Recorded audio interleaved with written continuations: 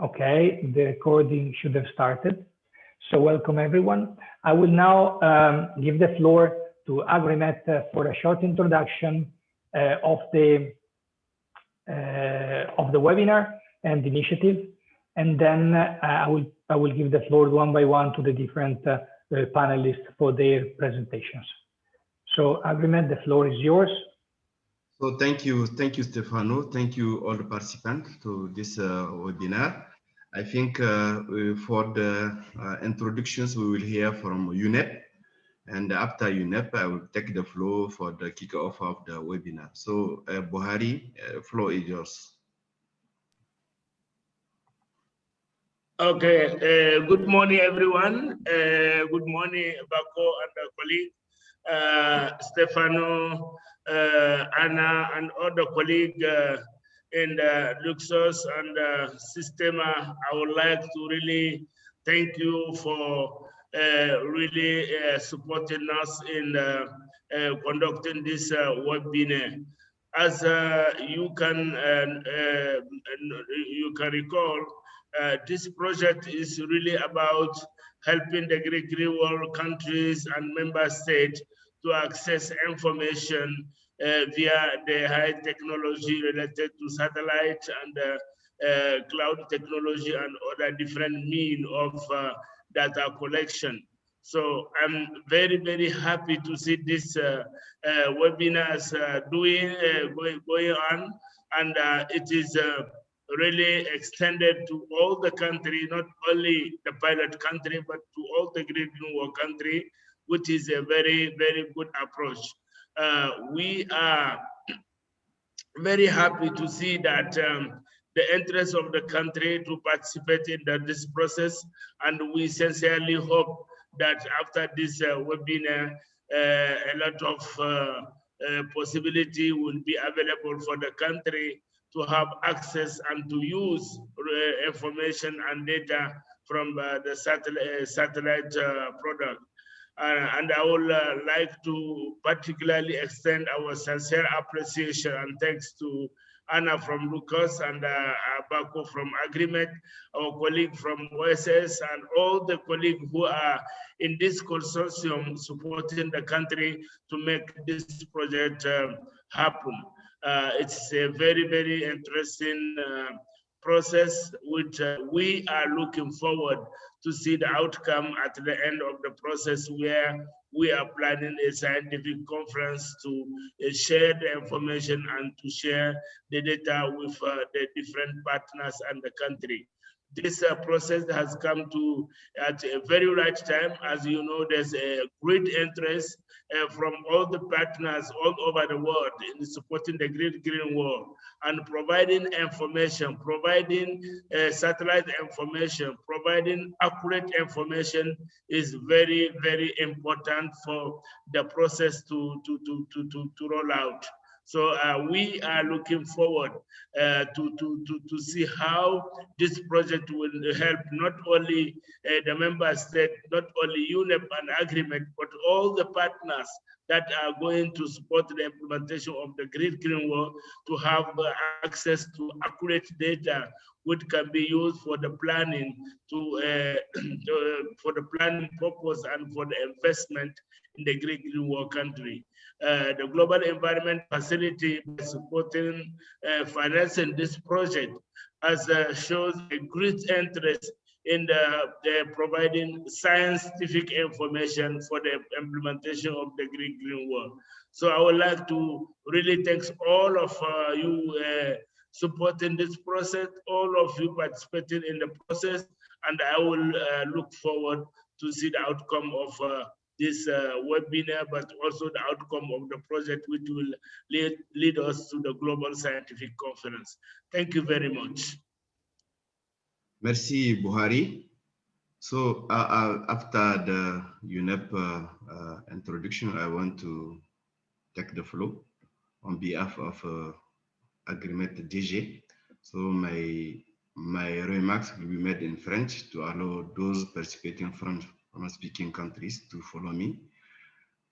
Donc, monsieur le représentant de l'UNEP, monsieur les membres du consortium pour la mise en œuvre du projet GEF, et qui sont en même temps formateurs de la présente session, Monsieur le responsable des agences de l'initiative Grande Muraille Verte, chers participants, c'est avec un réel plaisir que je prends la parole en tant que coordinateur du projet pour vous remercier pour avoir répondu à cette invitation à l'atelier de formation en ligne sur l'accès aux données et produits satellitaires pour l'analyse et l'atténuation des menaces environnementales. Comme vous le savez, le Centre régional Agrimet a été désigné comme entité d'exécution de ce projet, coordonnant ainsi un consortium composé de l'Agence spatiale européenne à travers Systema et DHI, Luxus, l'Université Luxus, IRD, OSS, ainsi que d'autres partenaires au niveau régional et africain. Le projet couvre 4 pays pilotes, à savoir le Burkina Faso, l'Éthiopie, le Niger et le Sénégal, pour une phase de 2 ans. C'est un projet pilote dont l'objectif est de mettre à l'échelle les résultats de la présente phase, d'où l'invitation à prendre part à la présente session de formation adressée à tous les points focaux de la Grande Muraille Verte pour une large diffusion. Donc, c'est sans surprise que nous recevons justement une part importante de collègues non membres des pays pilotes initialement identifiés. Nous allons, autant que faire se peut, pour les autres sessions à venir, nous assurer d'une telle représentativité. Mesdames et messieurs, au cours de cet atelier, vous serez identifiés sur comment accéder aux données et produits satellitaires et comment les utiliser pour faire face aux menaces identifiées à l'aide d'exemples concrets que les formateurs vont vous présenter pour un début, mais que vous serez amenés à élaborer vous-même par la suite dans tous les pays de la Grande Muraille Verte. Les fonds du GEF mis à notre disposition, mesdames et messieurs, doivent être justifiés à travers des renforcements de capacité de ce genre, d'où l'objet de la présente formation qui sera entièrement assurée par les membres du consortium dont le lead est assuré par Systema. Initialement prévu donc pour se tenir en présentiel, la présente formation se fera en ligne pour prendre en compte les restrictions sanitaires liées à la gestion de la COVID-19. Nous osons espérer que la connexion Internet sera au rendez-vous pour permettre aux participants de se sentir aussi à l'aise qu'en présentiel et profitant vous informer de la disponibilité d'une traduction simultanée. Mesdames et messieurs, au cours du présent webinaire qui durera 4 heures, soit de 9 h à 13 h heure de Niamey, vous suivrez des cours théoriques avec des cas pratiques pour vous permettre de vous familiariser avec les outils de dernière génération. La formation se penchera sur les aspects suivants: la dégradation des terres, la désertification et les inondations. Je vous demande donc d'accorder une attention particulière aux différents exposés et études de cas et de participer activement aux échanges qui en découleront afin que nous tirons le meilleur parti de cette louable initiative. Aussi, vu la qualité des participants, nous osons espérer que les objectifs assignés au présent atelier seront largement atteints. Mesdames et messieurs, avant de terminer mes propos, permettez-moi de réitérer au nom de toutes les populations de la Grande Muraille Verte en général et celles des pays pilotes en particulier, tous nos remerciements à l'UNEP pour la confiance placée au Centre régional Agrimet, au GEF pour avoir bien voulu financer le présent atelier, aux membres du consortium pour avoir accepté d'assurer la présente formation et ce, malgré leur agenda trop chargé. En souhaitant plein succès à vos travaux, je déclare ouvert l'atelier de formation en ligne sur l'accès aux données et produits satellitaires pour l'analyse et l'atténuation des menaces environnementales. Je vous remercie. So, this is the end of our introduction. You have the floor, Stefano. Thank you. Thanks a lot, Adamo. Thanks a lot, Baku, for the introduction. So we now start the technical part of the webinar. So I will leave the floor to the Lund University Center for Sustainable Studies and the Sahara and Sahel Observatory for the presentation about the overview of the trees. So 1 second, I share the screen. Okay, so while you do that, I can introduce myself. I'm Anna Tengberg from Lund University Center for Sustainability Studies in Sweden. And we are one of the partners in this project involved in the scientific assessments and in indicator development. And I'm going to give you, a very brief overview of the threats of land degradation, flooding, and desertification. And then my colleague at OSS will zoom in on the Great Green Wall region to further elaborate on the threats. And I will, at the end, introduce the concept of land degradation neutrality. Next, please.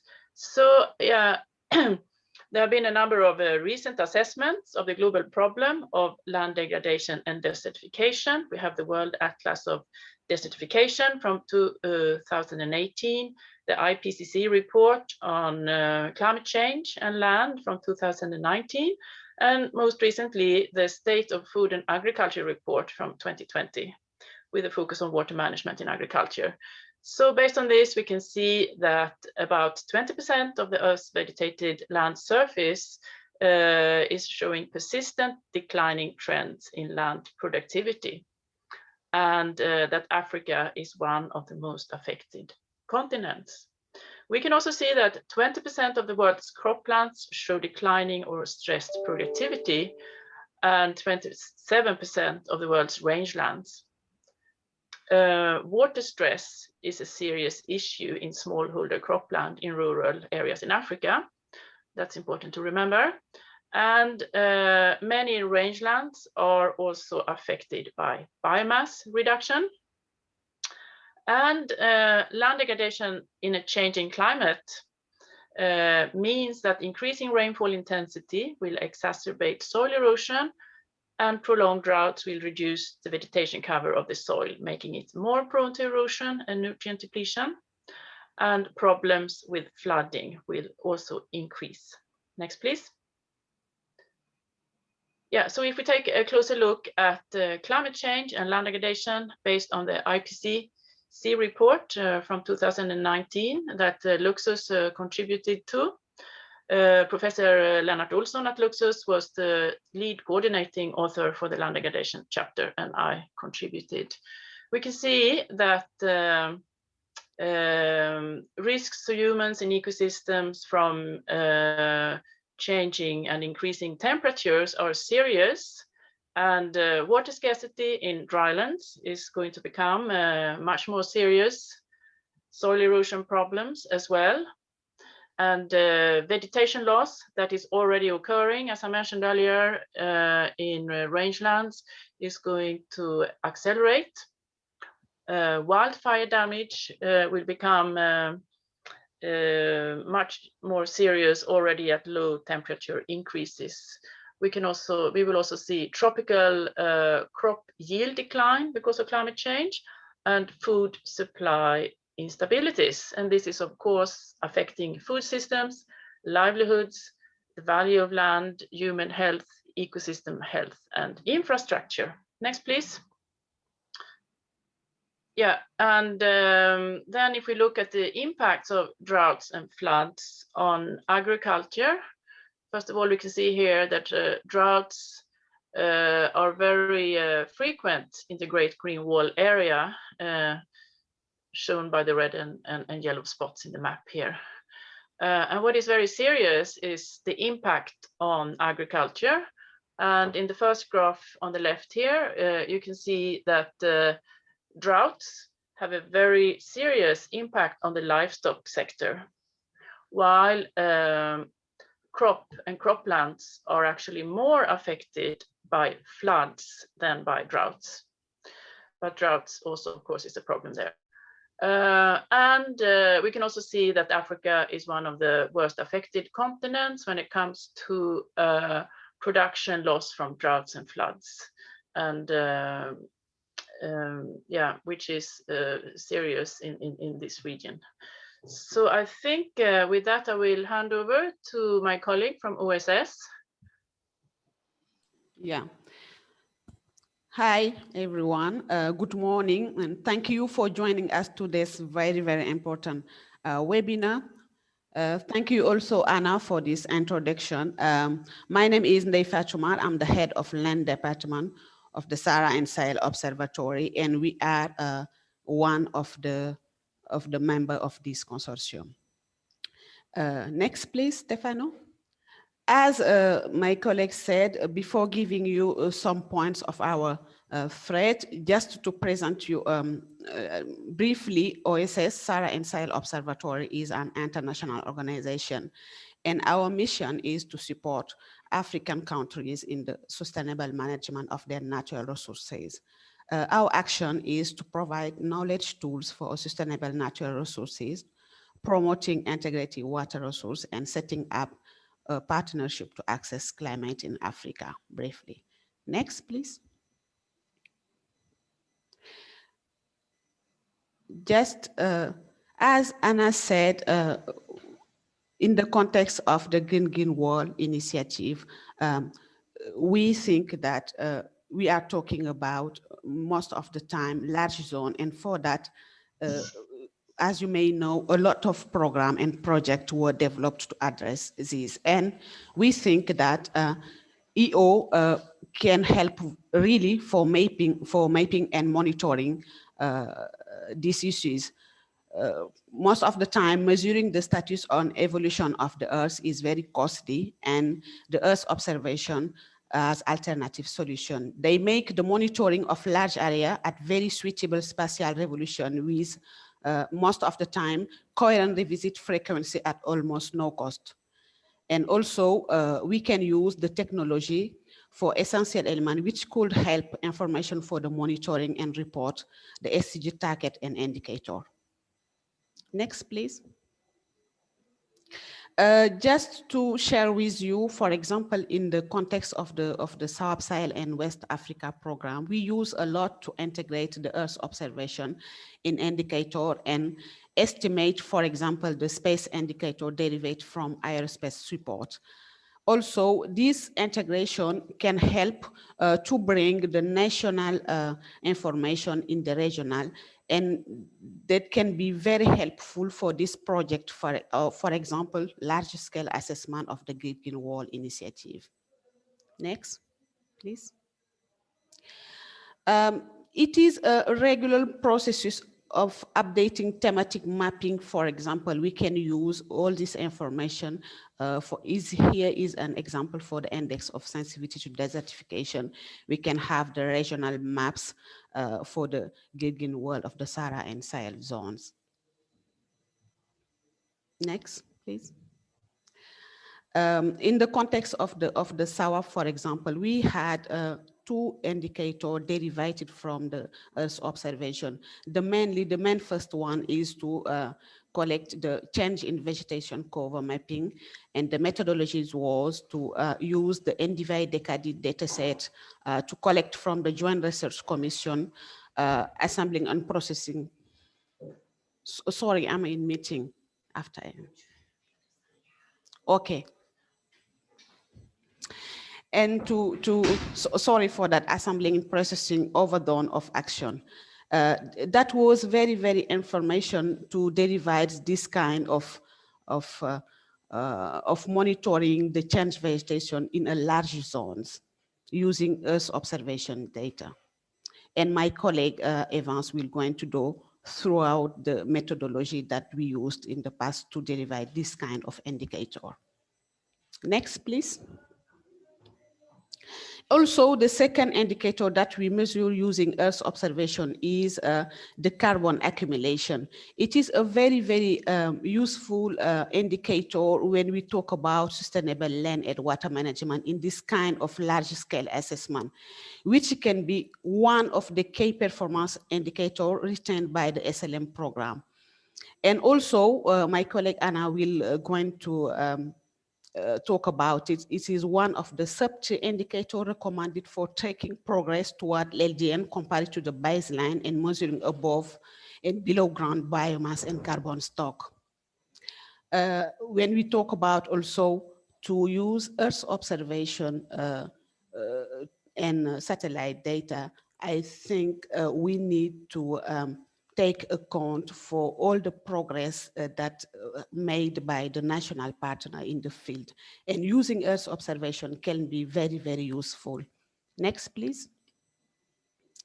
It's finished for this part. I just want to add that in the Sahara and Sahel Observatory for this specific project.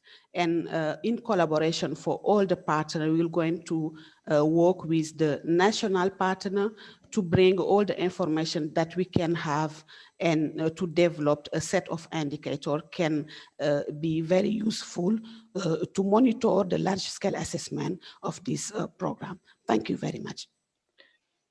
Okay, thanks, Fatou. So I will continue and finish this introductory presentation by also talking about the solution, land degradation neutrality, that also needs to be monitored using remote sensing. And as you probably know, land degradation neutrality is one of the targets of the Sustainable Development Goals, SDG 15 on life on land, and it's target number 3. And what is land degradation neutrality? I think in short, we can say it's a balancing of gains and losses of productive land within the same land type, so that there is no net loss of productive land. And you can see the illustration of that here. And it should happen according to the UNCCD response hierarchy, where the first objective is to avoid degradation, then followed by reducing and reversing as the last option. And there's also need for monitoring of the LDN indicators. Next, please.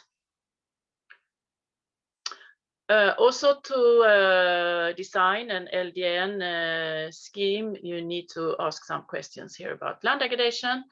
First of all, what types of land degradation are active in the Great Green Wall? Desertification, soil erosion, water logging, etc. This is something that can be monitored using remote sensing.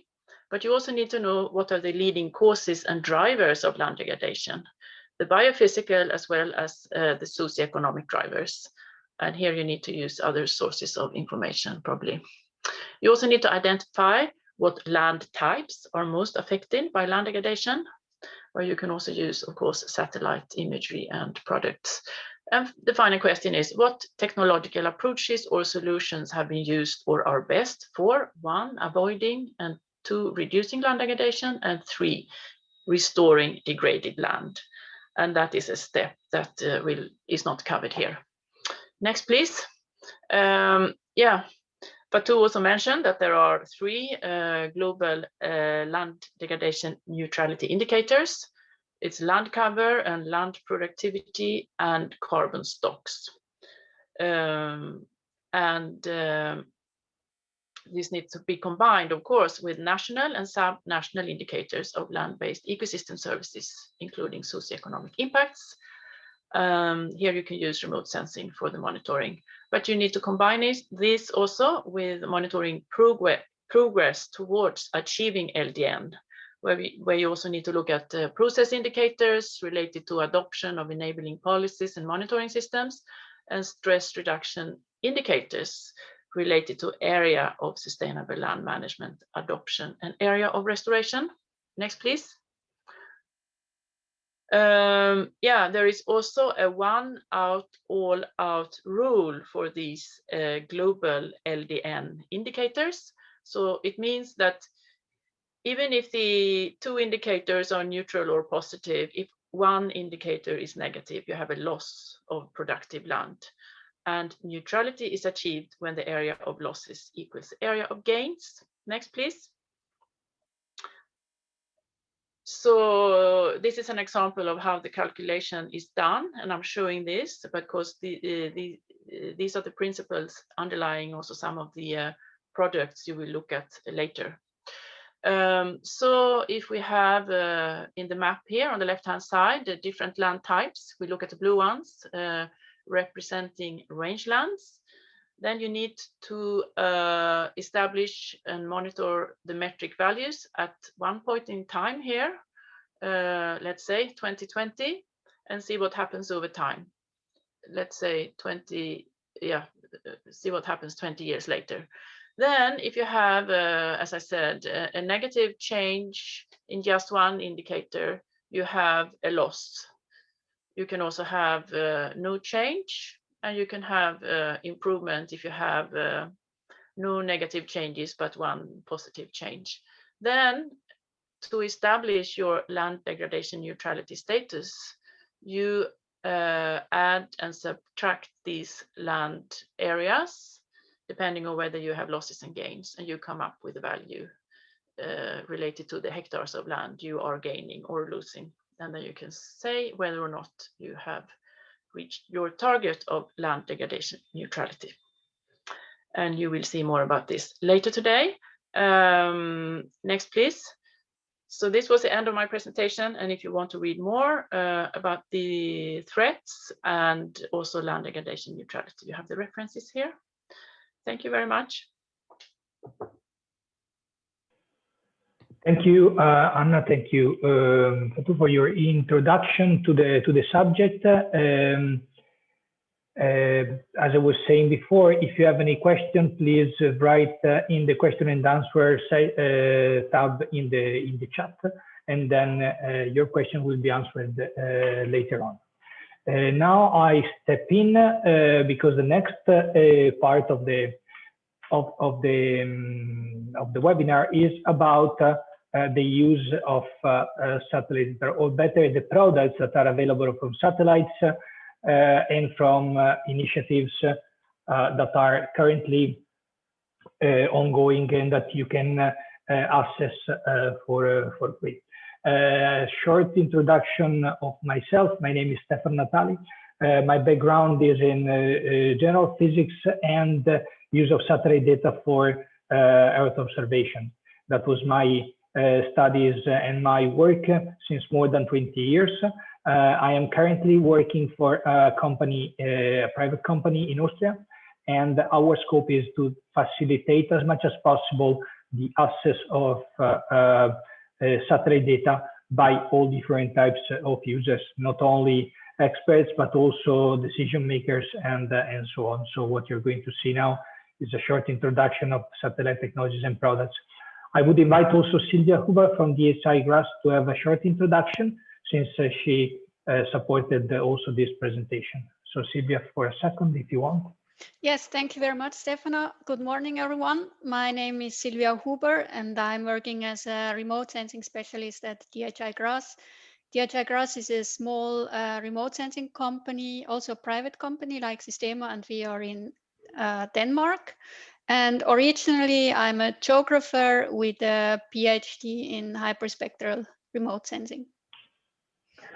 Okay, thanks a lot, Sylvia, for the introduction. I will give you the floor for later during the presentation.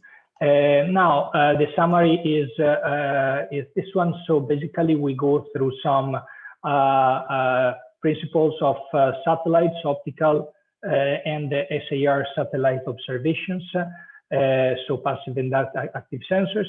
And then I will give you an introduction of the Copernicus initiative, that is this European flagship initiative, and especially for the space segment, and the two of the services, three of the services that are the land, atmosphere, and climate services. And then there will be also some other info about the other data sources.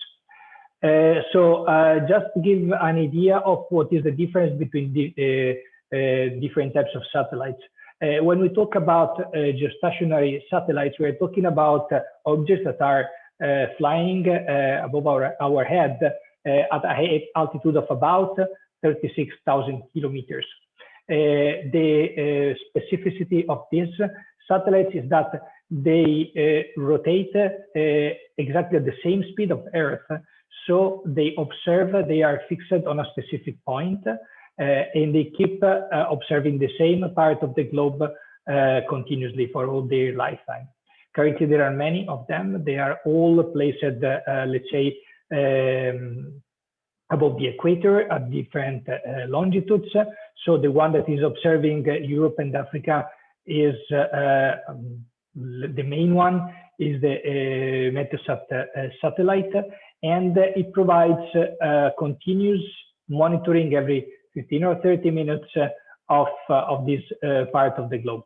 The advantage of these satellites is, of course, a very high temporal rate of observation. The main disadvantage is that since they are so far the spatial resolution is a bit coarse with respect to other satellites, but and also they observe only a part of the globe, not all the globe. In order to complement these satellites, there are some synchronous orbit satellites, and these satellites are basically rotating continuously around the Earth. They are placed at an altitude that is way lower than the geostationary satellites, so we are talking about hundreds of kilometers. And in this specific case, they mount very different types of sensors. The ground resolution can be way higher. There are satellites that can observe the surface at a resolution of centimeters. And they mount usually very different types of sensors. So you can monitor different parameters of the Earth. The principles are always the same. The physical principles of the observation, Earth observation from satellites are more or less the same. There is a kind of energy source that in most of the cases is the sun, but there are also satellites that are themselves the source of energy that illuminates the ground. Then the radiation travels through the atmosphere, impacts the soil or whatever it is. So it can be water, it can be vegetation, and then depending on the target that is, it reflects the part of the radiation to the satellite. The satellite receives this part of the radiation and elaborates a bit. This elaboration is then sent back to Earth for being re-elaborated, and then it is distributed through land or again through satellites.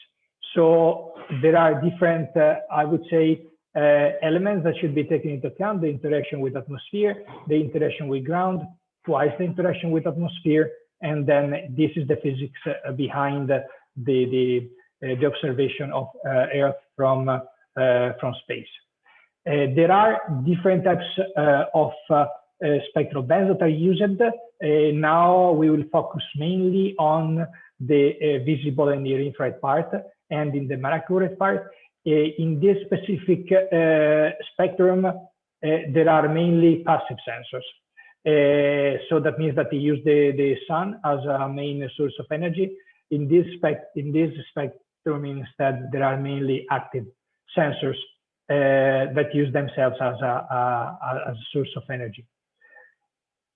Talking about passive optical sensors, well, what really characterizes the signal that is received back by the satellite is the nature of the background. So if a satellite observes vegetation, the different frequencies that the satellite is taking into account respond in a way that is much different depending on the object. So if it is vegetation, we have a response in the different frequencies that is more or less this one. If it is instead sand or bare soil, the response is more or less this one. If it is water, the response is also this one. So that means that observing the type of observing the response in frequency from that the satellite receives, we can start discriminating among the different types of surface that was observed. From optical satellites, you can also observe the temperature, the emission of a specific area. So this is an example of thermal emission. And also this is another advantage that you can have observing the Earth with these types of satellite. Here there are a couple of examples of imagery with optical sensors. This is a image from a satellite that is public and free, that is Sentinel-2, 10-meter resolution. Instead, and so this is 10 meter, you can discriminate a bit roads, buildings, and so on, but you cannot go much more in detail. Instead, if you want to use higher resolution satellites that are commercial, you can go to 2-meter resolution, or also down to something like 50 centimeter resolution. The main problem with these satellites is related to the cloud coverage. If there are clouds, you cannot really see anything because the frequencies that are used are completely masked out by the cloud, so you cannot see the ground. In order to overcome this issue, there are active sensors. So Silvia, if you want to spend a word on this. Yes, so as Stefano said, the optical sensors, they use the solar light as illumination source and measure reflectance, as you have seen in these reflectance signatures. But active sensors, they carry actually their own source of illumination or energy source and are therefore weather independent. So this means these systems can look and measure through clouds and actually also at nighttime. So what is the reflectance in the optical sensor is actually the backscattering in the active microwave sensors. So active sensors, they transmit microwave signals and measure then what is backscattered from the surface. The backscatter depends mainly on the surface roughness. So for instance, if the surface is like a mirror, like a water surface, all the signal is scattered away from the sensor and then it would look very dark. So the satellite is not sending the signals always in the same way. So we also have a term called polarization. So the satellite sometimes sends these signals in a horizontal way and sometimes in a vertical way. And depending again on the polarization, the backscatter of the surface will be different.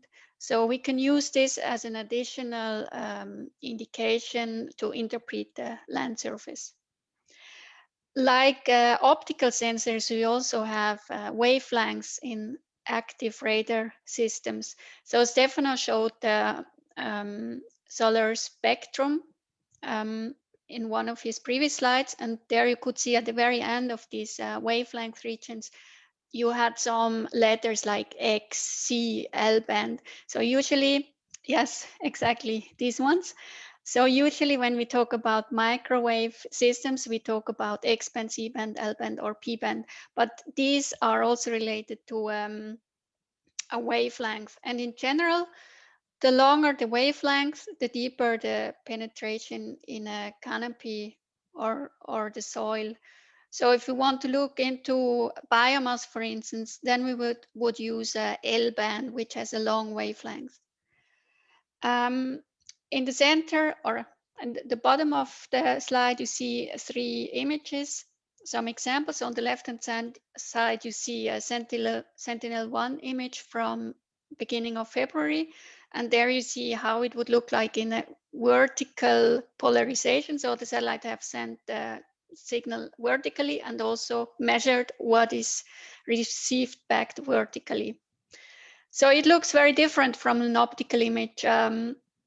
And then you can also make kind of color composite. So you can combine different polarization and say, okay, this vertical polarization should look green or red. So you get kind of an image which could look a bit similar to an optical image. And then on the right, you see a digital elevation model, which is maybe the most applied application if we talk about active systems. So basically the active systems measure the time a signal takes from being emitted from a sensor and then going back to the sensor. And with this traveling time, you can estimate or calculate the distance. And out of this, you can generate these digital elevation models. So main applications like for optical sensors, I would also say land cover characterization. So for instance, soil moisture. And then mid-ocean measurements, so wind speed, wave height, and so on. And then one of the main applications, digital elevation models, and many more. The main drawback, as you can see already on the black and white image, they are much more difficult to interpret. An optical image is shown in the same way as we see with our eyes. So we have, for us, it's much more easy to interpret. And then they are rather complex to process. So it needs a bit of knowledge to process these type of images.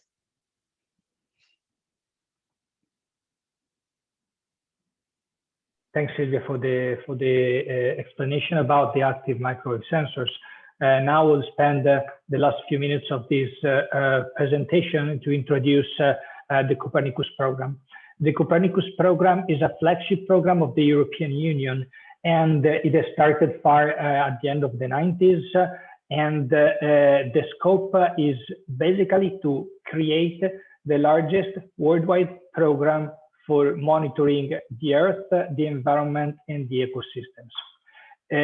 This has a wide range of applications. We are talking about, let's say, I would say more generic monitoring tools, but also to be prepared for crisis, security risks, natural or man-made disasters. Among these, climate change and everything that is related to it are really a core in the Copernicus program. What the European Union has done of very great in this program is that everything that is created is fully free, open, and accessible. So any, let's say, product that is generated in the framework of Copernicus can be used for research, can be used for commercial application. The only required is to mention that the Copernicus products are used for the specific, let's say, product or service that is generated. I will not spend much time in this, in the explanation of the different parts of Copernicus, because there is a lot of material that you can find on the net, and also the slides will be distributed. So I will only touch quickly the three main components. There is a space component that is managed mainly by the European Space Agency together with EUMETSAT, that comprises different types of satellites. There is a service component that uses mainly, but not only, the space component to generate different types of services. We're talking about land monitoring services, marine ecosystem, atmosphere, climate change, emergency, and security. And then there is the in situ component, where this covers mainly the European countries, but not only, and it is fully coordinated by European environmental agencies. So satellites, elaboration and models, and ground measurements, everything under the umbrella of Copernicus. The satellites, there are 6 different types of satellites. I say types because for each of the types, 2 or more platforms are flying and are expected to be launched. Sentinel-1 is an active sensor that was already explained. The principles have been already explained by Silvia. Sentinel-2 and Sentinel-3 and Sentinel-4 and Sentinel-5B and Sentinel-5 are all passive sensors. Sentinel-6 is another active sensor. All these sensors have different specific applications. So this is a high resolution imager. This is a low resolution imager, mainly for ocean and vegetation. These 3 are atmospheric missions, and this one is the radar altimetry to measure the sea surface height. And then there are the services. There are 6, as I was mentioning already. I will just quickly touch the land monitoring service that provides global products, pan-European and local products. I think that for this specific case, we are mainly focusing on the global products that are vegetation and NG water ones that can be easily browsed and downloaded by the different portals. For what regards the climate change service is again mainly related to global data and analysis. We are talking about the estimation of the essential climate variables. We are talking about support to mitigation and adaptation strategies, global and regional reanalysis, and the seasonal forecast. That is also quite interesting to be integrated with the local ones, and that the European Commission is generating with a 6 months time frame. Oh, sorry. And so the Copernicus climate change services, you will see examples of data coming from the Copernicus Climate Change Services in the next part of the presentation, especially in the presentation of the platforms and the hands-on. And you will see how to access this data and how to play with this data. So it's not just a matter of knowing that the data exists, but also to be able to get this data and to use this data that are freely generated and made available by the European Commission. I think that this presentation about the introduction about satellite data and satellite-based products is finished. I think that is now time to enter into what are the examples of specific application.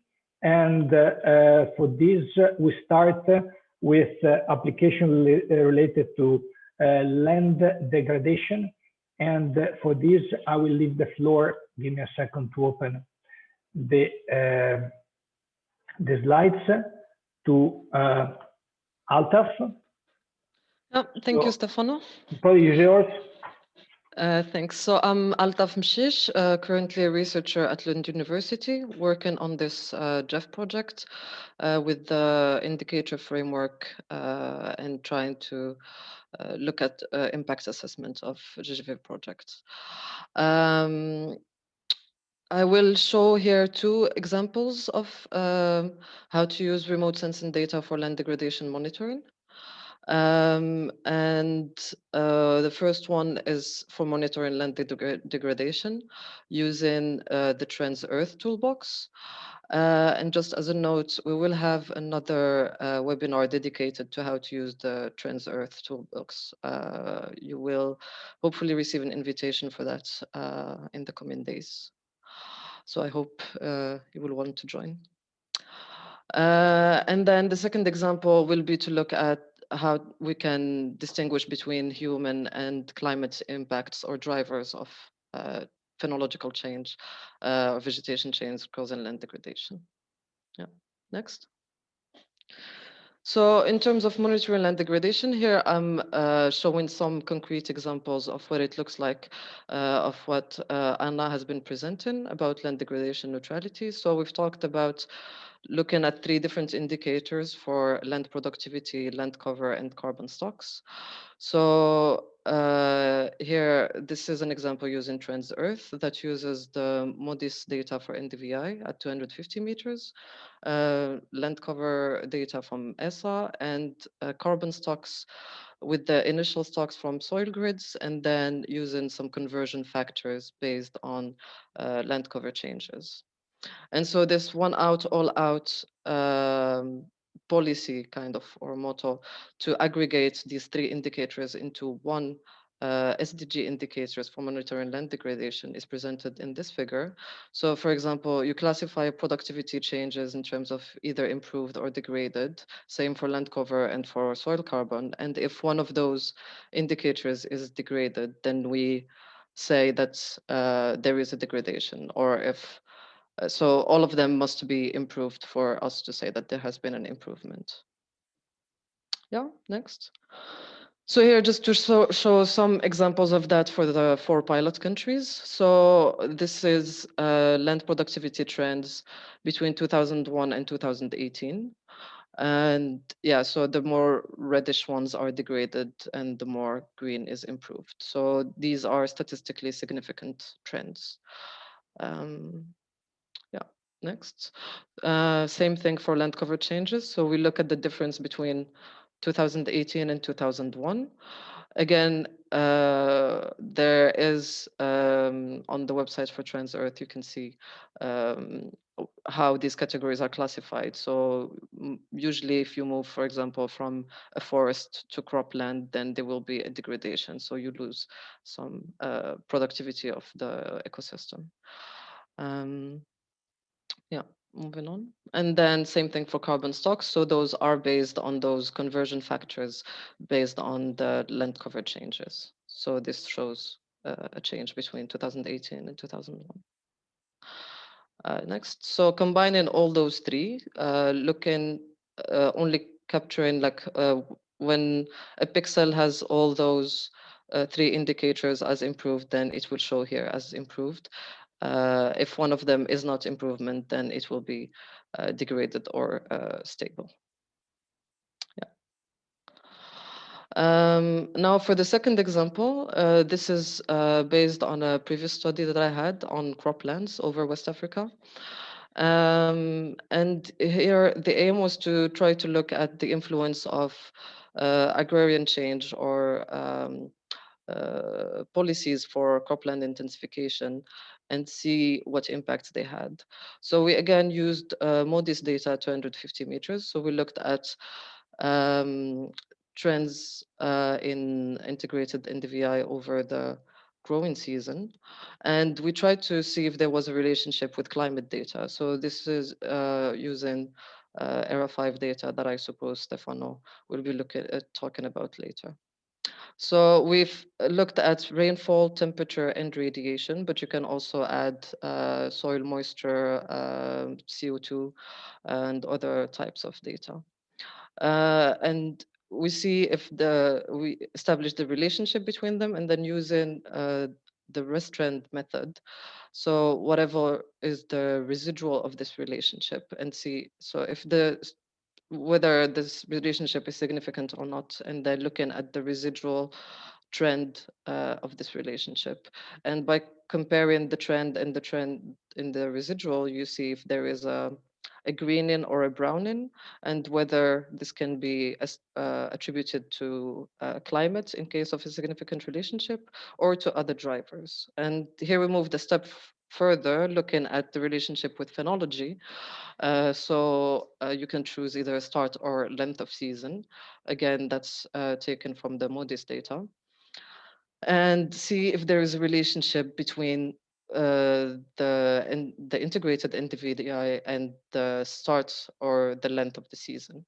And then again, whether it's significant or not, it will be the trends will be attributed to phenological drivers or to other drivers. And here we assume that those other drivers are socioeconomic.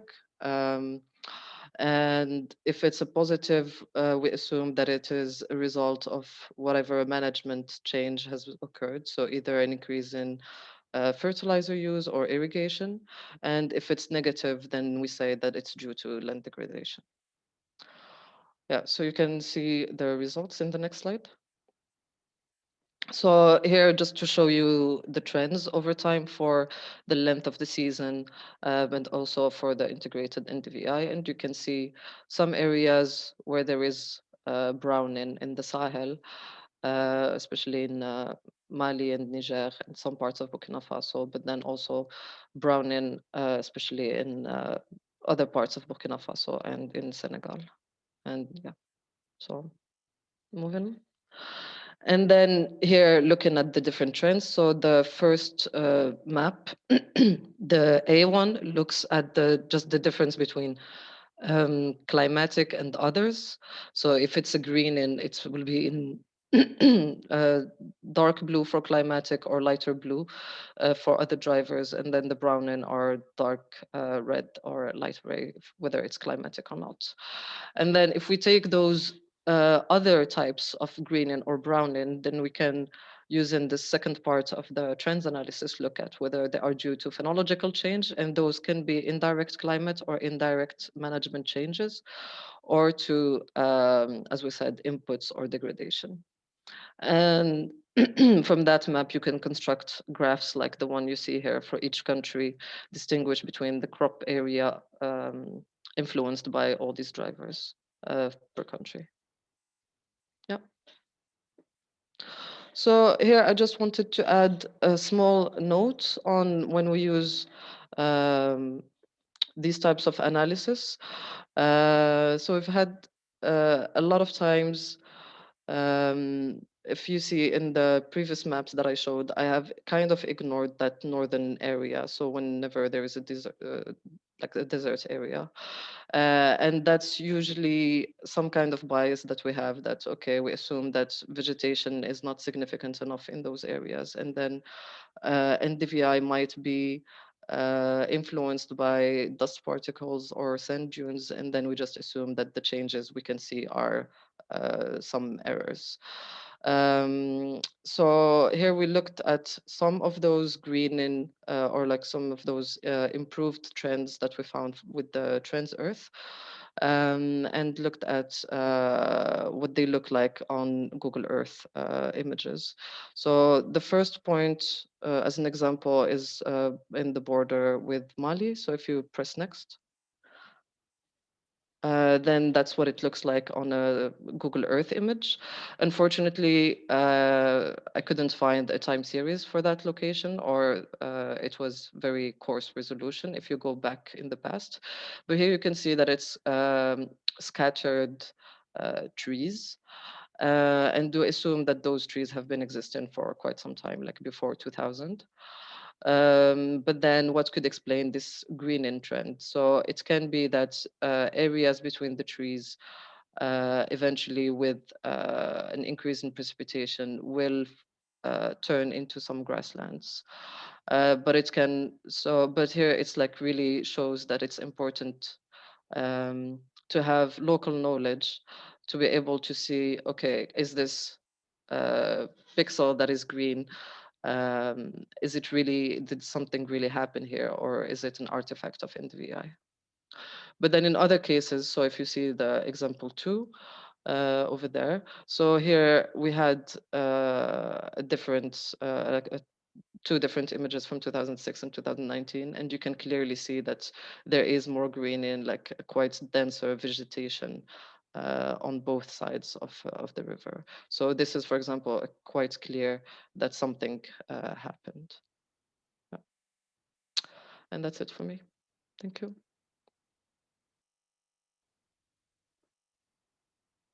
Thanks a lot, Altaf. Very clear presentation. We now move to OSS. After, let's say, the land degradation, we talk about desertification. So, Evans, the floor is yours. Okay, thank you very much, Stefano. Hi to everybody. My name is Evans Zungrana. So I am a GIS and remote sensing expert working at the Sahara and Sahel Observatory. As you know, OSS is a member of the consortium in charge of implementing this project. So I'm really happy to be part of this webinar. So I will present the experiences and the lesson learned from the Sahara and Sahel Observatory in terms of desertification and land degradation mapping.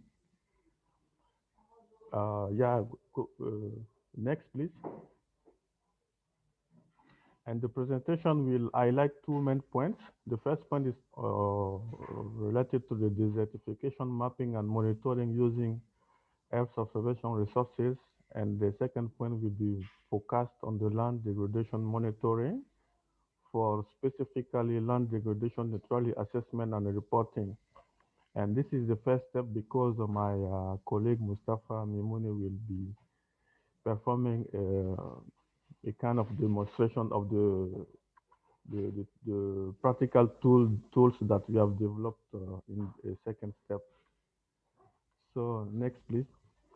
So before going to the issue of the desertification, let me just present very briefly the main challenges that are going on in the OSS zone of action.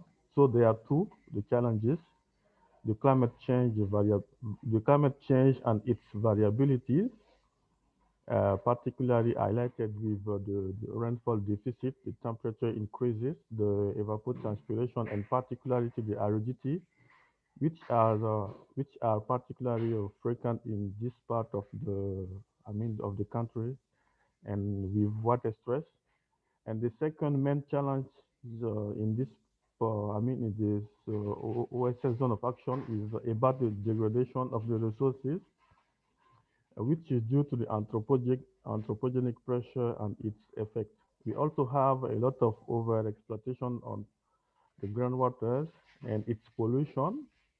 We have also the biodiversity loss, the conflict of interest, and let's say a lot of migration due to all those yeah, pressure to the nature that cannot anymore give, added value.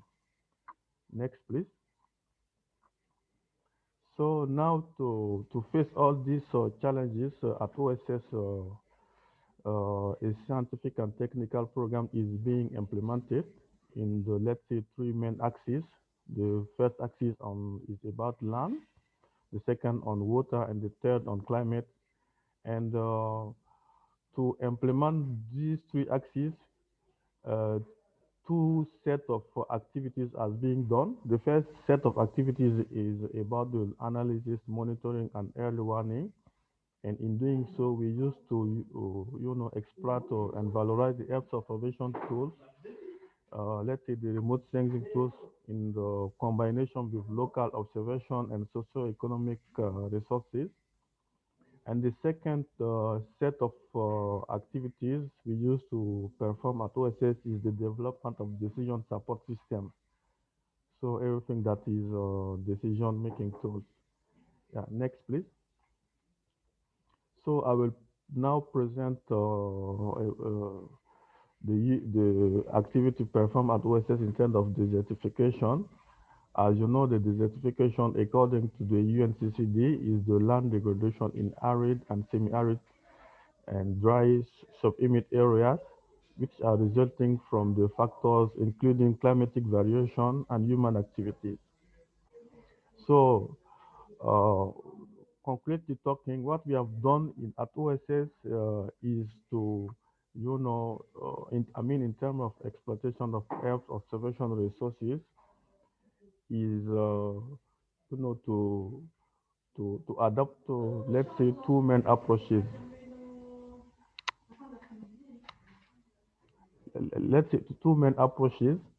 So the first approaches was mainly dedicated to the use of large-scale monitoring of land use, land cover, vegetation cover changing, and rainfall variability. And in doing so, we have, harnessed a lot of the Earth observation resources from the European states agencies, and also the one from the MODIS to perform all these large-scale monitoring. And the second, let's say, methodologies was to perform a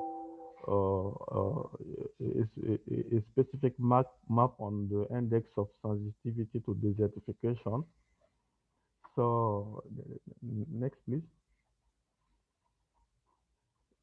So here you can see some of the output that we have been able to perform when by the valorization of the Earth observation resources. So we were able to, let's say, we were able to monitor the rainfall long-term average in the whole zone of action of the Saharan Sahel Observatory, meaning the 26 countries. We have also been able to compute the rainfall variability, which is a very interesting indicator to understand what is going on in this area in terms of desertification. Next, please. We have also produced a lot of maps, land use, land cover maps, vegetation cover change maps. We have also performed some those statistics to try to monitor and see what is going on in terms of all those indicators. Next, please. And then this, like I was saying, we have also performed this index of sensitivity to desertification index, which is a mixed, a combination of four main indexes. And we did this on all the whole coverage of the 26 countries that are part of the Saharan Sahel Observatory Zone of Action. And here at your right, you can see both maps using the combination of the four indexes. Next, please.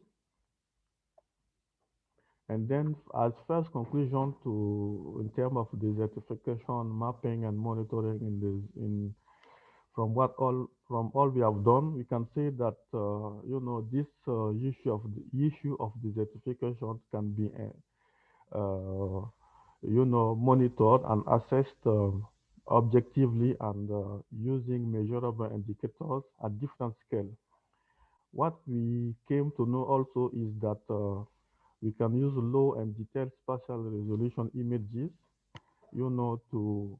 to be able to highlight the spatio-temporal characterization and analysis of this desertification issues at different scale. As conclusion, also we can say that by using all these observation data and by performing, let's say, the continuous monitoring of the land use and vegetation cover changes, it is possible to differentiate between reversible and permanent changes, which is very important because we need to know where the changes can be reversible and then to focus the restoration activities. And finally, the method we have used are, let's say, practical and operational because they are based on cost-effective resources. And the most important is that they can also be replicable in other regions, which are, let's say, characterized with the same situations. Next, please. So now let's talk a little bit about the land degradation monitoring we have been performing at OSS, specifically to assess the land degradation neutrality. As you know, a large part of the Saharan Sahel zone of action is characterized by desert area, and so most of the several part of this zone of action is exposed to these land degradation issues. So what we have done was to harness these good practices from the UNCCD and the directive they have exposed in terms of the sustainable development goals indicators 50, 15.3.1 which let's say indicate that the proportion of land that is degraded over the total land area. So we have harnessed these good practices, and we have also used this the let's say the different indicators and the different prescription the UNCCD has proposed. But what we have noticed is also that this SDG indicator 15.3.1 is very relevant for monitoring the land degradation issues. But in certain national contexts, we think that there is a need of being complemented and enhanced by national and subnational indicators. For example, we were facing some particular situation where we were in the need of having let's say accurate picture on the rainfall erosivity, the terrain slope, the soil erodibility, and some socio-economic factor to be able to to capture a very good picture of land degradation. So next, please.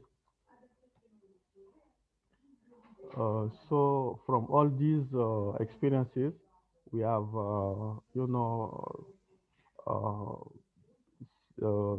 defined some few main challenges that need to be faced when talking about land degradation monitoring. The first one is about the availability and the reliability of the data to be used for this land degradation monitoring, and of course the accessibility. And then also the selection of the most appropriate indicators to be considered at national level because as you may know, the land degradation issues is something that is different from a country to another, and even in the same country and in the same region. So uh, there is also a challenge in terms of methodology, because sometimes we need to adopt a specific methodology that suits and that fit the specific need, the specific characteristic of the country, and also to adapt the workflow to obtain the results that are, let's say, suitable. We also have a challenge dealing with the time dimension. You know, land degradation is a trend, so there is a need to have historic information to be able to set a baseline situation, and then to perform the monitoring. And also the main challenge was about the communication on the potential of Earth observation for land degradation monitoring.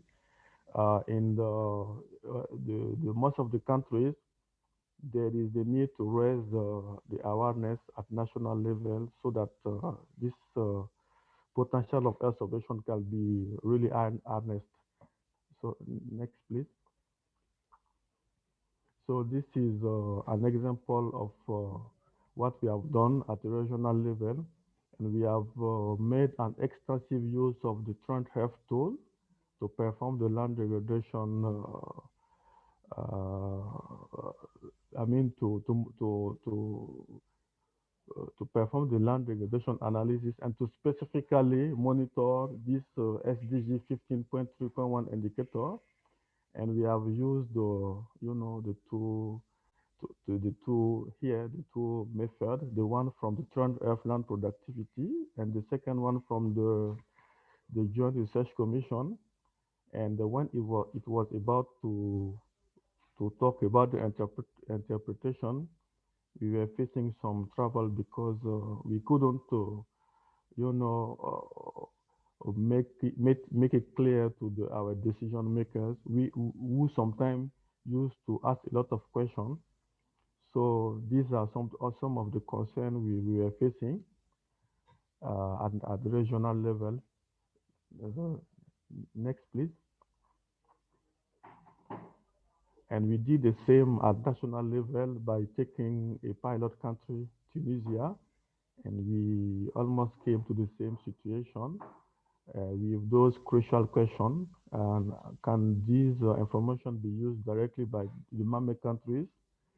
And if this kind of map, meaning from the one performed using the GRC method and the one performed using the two maps at the left, the first one has been performed using the Joint Research Commission method, and the second one using the Trend Earth method.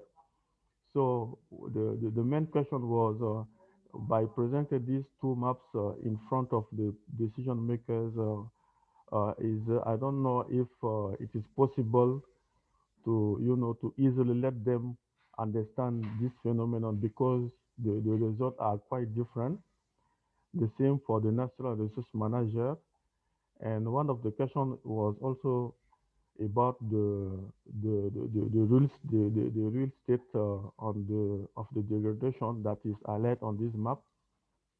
And as Madam Altaf was saying to her presentation, sometimes there is a need to have some local data, some local information to confirm all these results we are getting directly from the Trend Health tool, because we were facing some situation where the decision makers were in the position of a decision, and we had to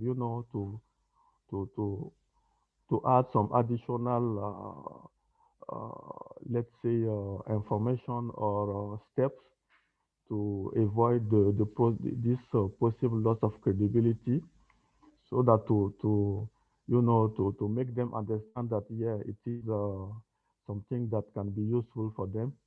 So next, please. So as a kind of solution that we have talked about was to assess these land degradation indicators at different scale, but also by you know, employing these national partners by taking into account their need and interest.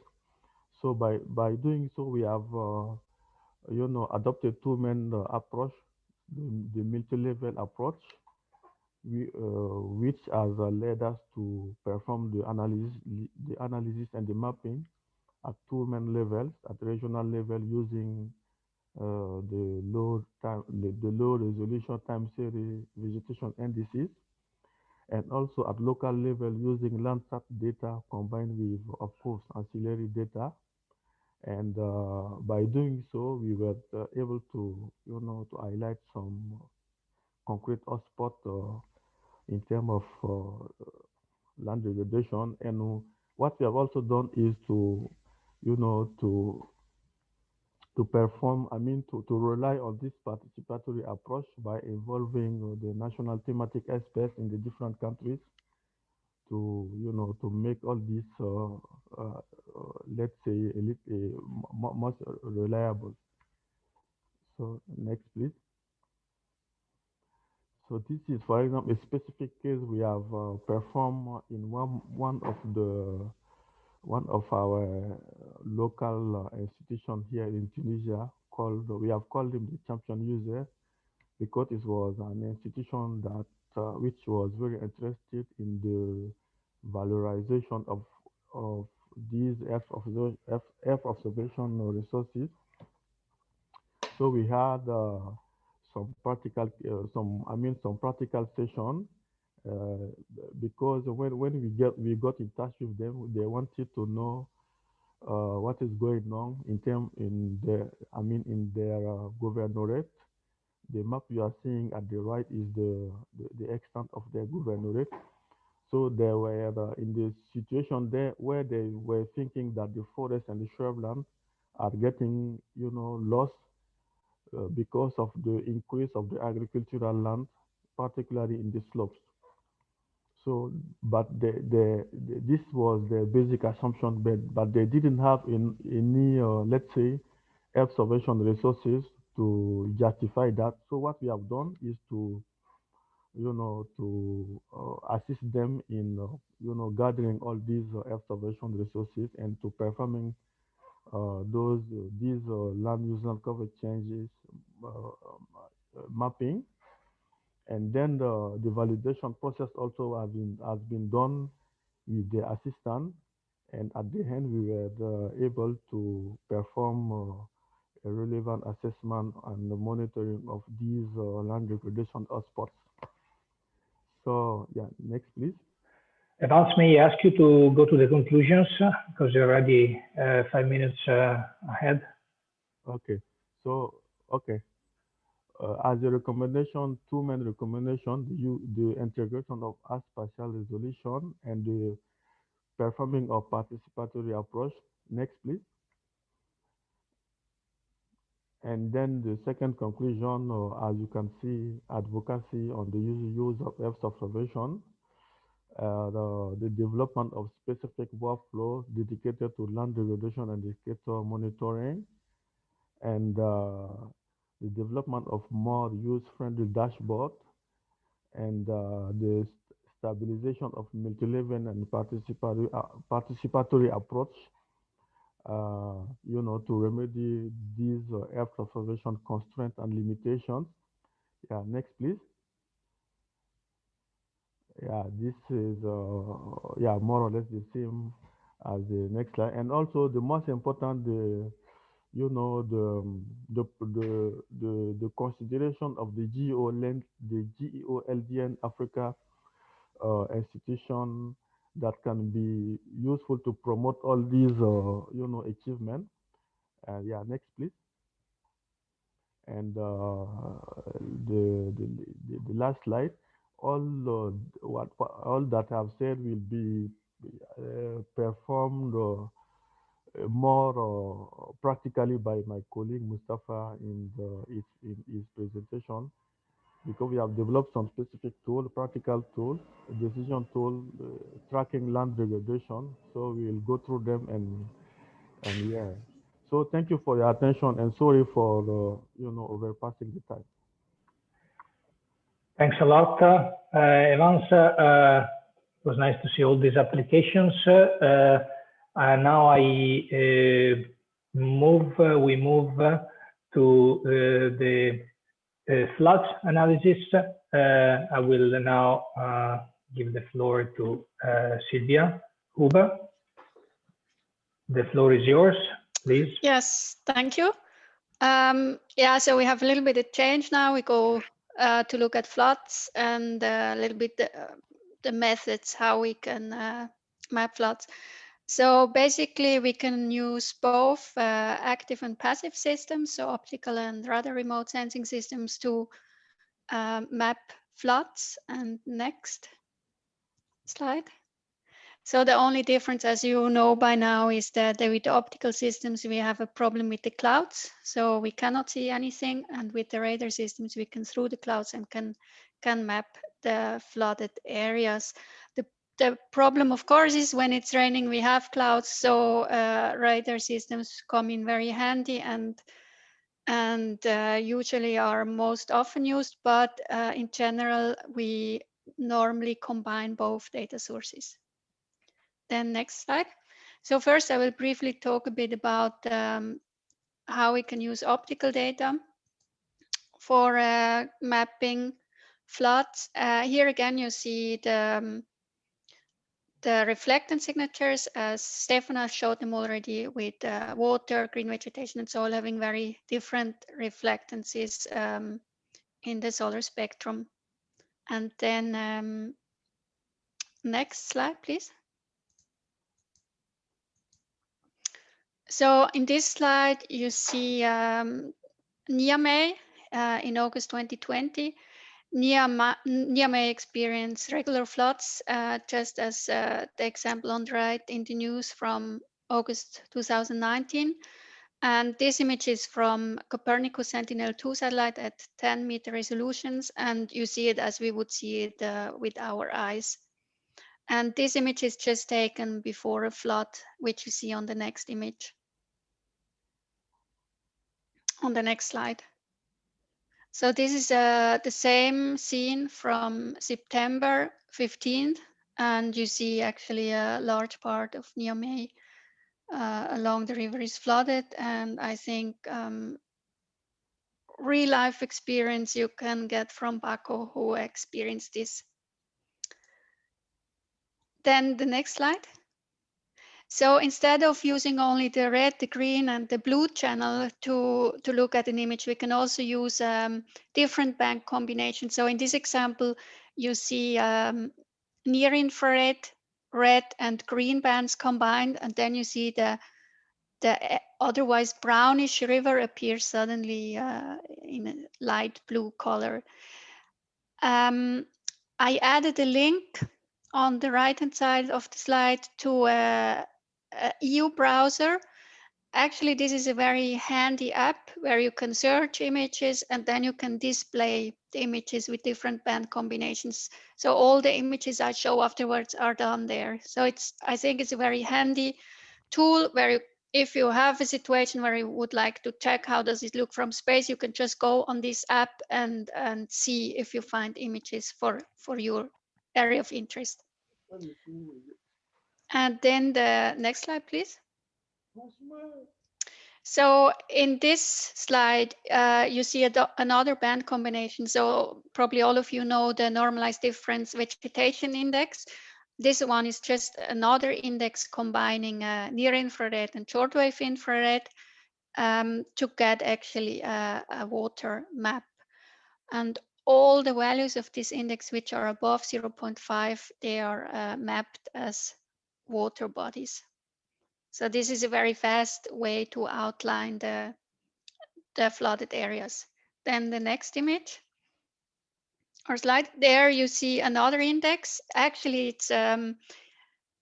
it's called normalized difference moisture index, and usually it is used to map the vegetation content in vegetation.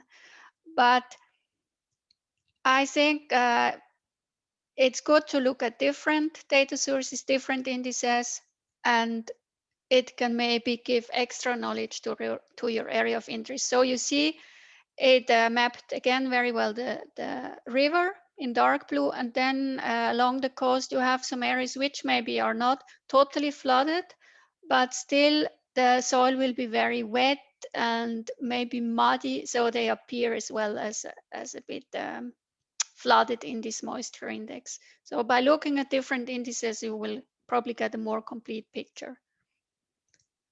And then in the next slide, we move to the radar imagery. So as you have heard already during the previous slides, they are very handy to look into flooding, and they measure the backscattered signal from the ground, which is very particular for water. Before, when I presented the active sensor, actually I forgot to mention on the slide, you find also a link to the Servier SAR handbook. And if you're interested to know more about the theory and basic principles behind SAR, I really recommend that book. It's focusing on forest applications, but the basics are very well described there. Then we go to the next slide. An advantage of the SAR systems is that they can penetrate also vegetation. So for instance, in this example, you see a forest, and in the dry season, you see the P-band image at the bottom left. You see the river very well in black. And then on the right-hand side, you see an image where the forest was actually flooded. So if you use a L band, or no, even a P band, rather in this case, you can even detect the water below a forest, which can be very useful as well. Then the next slide. So now here you see the exact same image from EMA again in July 2020 or beginning of August. And on the left-hand side, now you see the VV polarized Sentinel-1 image. So you see in black the river, and to compare with the RGB, the red, green, blue image on the right, you see it from Sentinel-2. Then on the next slide, you see the same situation 45 days later during the flooding. So you see very well where the water went at this day. In the RGB image on the right-hand side, you see the river is very brownish, and maybe some areas there you think actually they are flooded and they don't appear very well on the SAR images, but we will see this on the next slide, why this is the case. So how can we now separate in a radar image flooded areas from not flooded areas? So usually we use this thresholding approach. So before doing that, we have to process the SAR image. So we do radiometric and geometric correction, do some speckle filtering, and then we apply this thresholding. So we plot all the pixels in the image in a histogram with the frequency. And then usually we get these two peaks. So the left hand with the lower frequency, or the bluish one, we have all the flooded areas, all the flooded pixels. On the right hand side, the very high peak, we have the non-flooded areas. And now we have to set a threshold between the two to decide what is flooded and what is not. And of course, thresholding is not a precise science. So we have maybe to play a bit around to move the threshold to see what gives us the best result. And this is exactly because we have some areas which are maybe very slightly flooded, but it's very muddy. So we get these mixed signals. So it's a bit trial and error there. But this is the most used approach for flood mapping. Then the next slide. So on this slide, you see a portal which we have developed in the framework of the Earth Observation for Sustainable Development project, which was funded by the European Space Agency and implemented in collaboration with the Sahel Irrigation Initiative Support Project, the SIP or PARIS, which was funded by the World Bank. And we did this together with AgriMed And the portal actually shows water masks, which are monthly composites, and they show the occurrence of surface water. And these water masks are calculated from Sentinel-1 and Sentinel-2 data. And actually, they represent an important planning tool for construction and maintenance of small reservoirs at regional as well as national scale, and as an early indicator of water shortages. But as you see now in the following slides, you can also detect floods. Since they are monthly composites, of course, they show an aggregated picture of the situation. So now, if Stefano goes through the slides, so you see how the flood is growing. So this portal is open. You can access the link up there, and there are some other information products inside there. The data stops end of 2019. So if we have time series of data, we can also map flood extent over time. So in this example, we used data from 2019 and mapped the flood extent for Myanmar.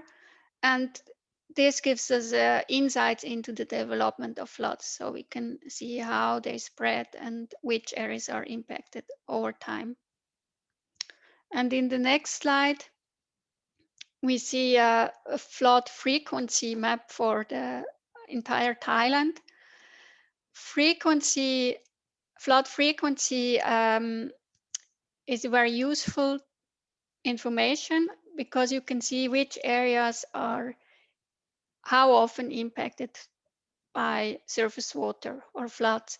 So for this, we usually use historic data. So let's say you take the last, all the data from the last 3 years and map for every single pixel if it was covered by water or not.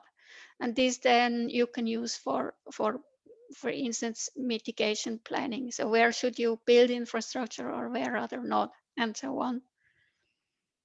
And then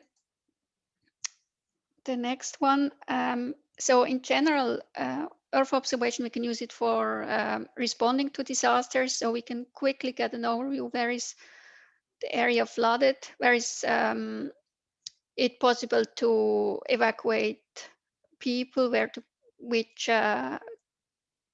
damages have occurred, and so on. But very much we can also use it to mitigate and prepare for disasters. So we can, for instance, look at floodplains and see which areas are often flooded, and then inform floodplain management, for instance, to construct protective works. Or we can do vulnerability analysis by mapping flood-prone areas. We can delineate flood risk zones based on historic flood extents. And then, of course, we can use the weather satellites, the geostationary satellites for flood forecasting. We can see how much rain is coming and where. Then land use mapping is very important for redevelopment of flood-prone areas. And then we use it to derive terrain properties, so digital elevation models, for instance, to do flood analysis and for creating awareness and many more. But on the next slide, you see also some challenges. So you have seen already this thresholding approach. So SAR images are perfect because we can see through clouds, but the delineation is not always super easy because of shallower water levels at the edges. So we get this problem in the thresholding with an overlap of the two peaks. And then during flood events, often we have a lot of suspension in the water, debris floating, and this can also cause confusion. Then we have maybe rainfall, wind, and other conditions which increase the roughness of the water, which also give difficulties then in the interpretation.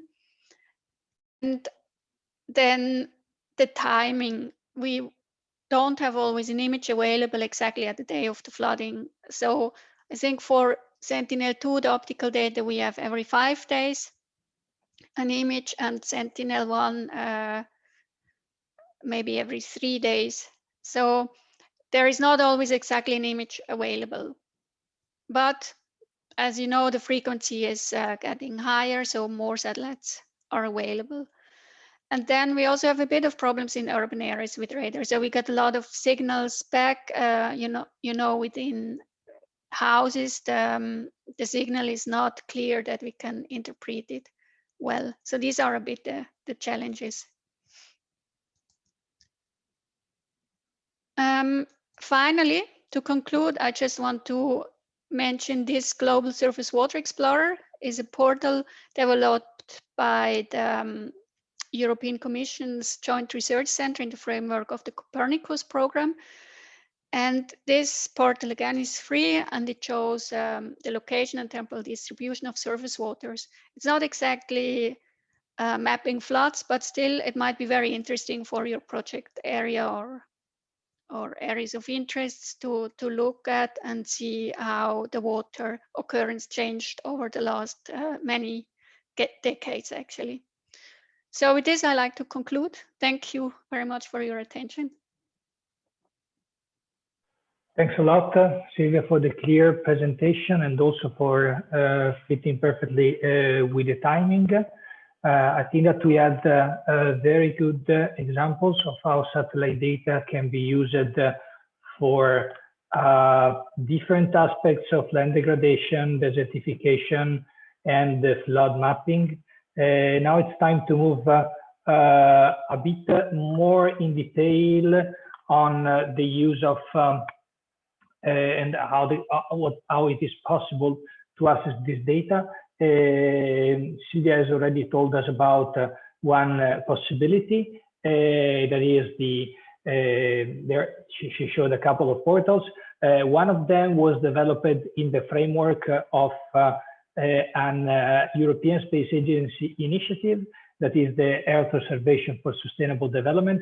I'm not going to make a lot of explanation of what this initiative is, but what I wanted to tell you is that there are different clusters that ESA is sponsoring and funding in the framework of this Earth Observation for Sustainable Development initiative. One of the clusters is the water cluster that Silvia was talking about, and another one is the climate cluster. That is a cluster in which we are involved, and where we have developed, for which we have developed a platform that allow to access mainly to different types of climate-related information. This cluster benefits, the platform on the cluster benefits from a technology that we have developed. The name of the technology is Adam. So basically what happens is that there is a version of Adam specifically customized and tailored for the climate resilience cluster. First, I want just to go quickly through the concept of digital Earth. It's a quite, I would say, old concept that tries to describe the fact that all the globe is currently covered by a lot of geospatial environmental data. The satellite data play a fundamental role on this digital Earth, but not only. Satellites also models and so on. And the challenge is not only to access this kind of data, but it is also to make this data available to a very large panel of potential users. So we're not talking only about experts, we are talking about policymakers. Well, the concept itself talks also about children, but we are not really going too deep into the explanation. Let's say that the real challenge is once you have all these, let's say, large, I would call it hypercube of data, the challenge is how to extract this data in the place, in the time that you're really interested in. So if you're interested in, I don't know, you're an expert of atmospheric sciences, then you want to extract a volume of data on a specific area for a specific time that describes the vertical distribution of aerosol or pollution. If you are instead interested in vegetation application, you want to extract a time series of vegetation data over, in this case, over Europe, but it can be over a continent and so on. if you are instead studying event like, for instance, drought and famine related to drought, maybe you want to, for a specific point, analyze different fields. In this case, this is a time series of vegetation tenure over more than 15 years, identifying for a specific point in Kenya, where you have the vegetation cycle that is going for different years, but for this year it was not happening. That means that there is no vegetation, that means that there is no food. And then maybe you want to analyze which are the causes of that. Then you plot, you extract data for temperature, and you extract data for precipitation, and you try seeing what was occurring in that specific point. So you see a strong increase in temperature for that specific year, but mainly you see that there was no precipitation. That means no precipitation, high temperature means no vegetation. And then that was the cause of this, of the famine in that area. But you can see that precipitation regime in that specific area is not growing, instead is falling down. But then you see that vegetation has restarted, let's say, its phenological cycle. That means that there were some kind of mitigation activities, probably changing crop or things like that. That means that having the possibility to extract all this information allow you to extend these analyses that are very point-based to a global, let's say, domain. The Earth Observation for Sustainable Development Climate Resilient Platform hosts a lot of satellite and satellite-based products and Copernicus-based products. There is overall 104 data sets that you can access free and open. And these data sets are related to land, like there is air temperature, land surface temperature, relative humidity, precipitation, runoff, soil moisture, vegetation tenure, water index, and world settlement footprint. Here you see all the time range for this data. Most of them are collected daily. That means that you have a fresh data every day, and you have long time series to play with. The air temperature, we have different collections coming mainly from the Copernicus initiative, the C3S data, with resolution ranging from 25 kilometers to around 10 kilometers. Land surface temperature is computed mainly using satellite data, but I will show you later on how to access and how to get information to this data.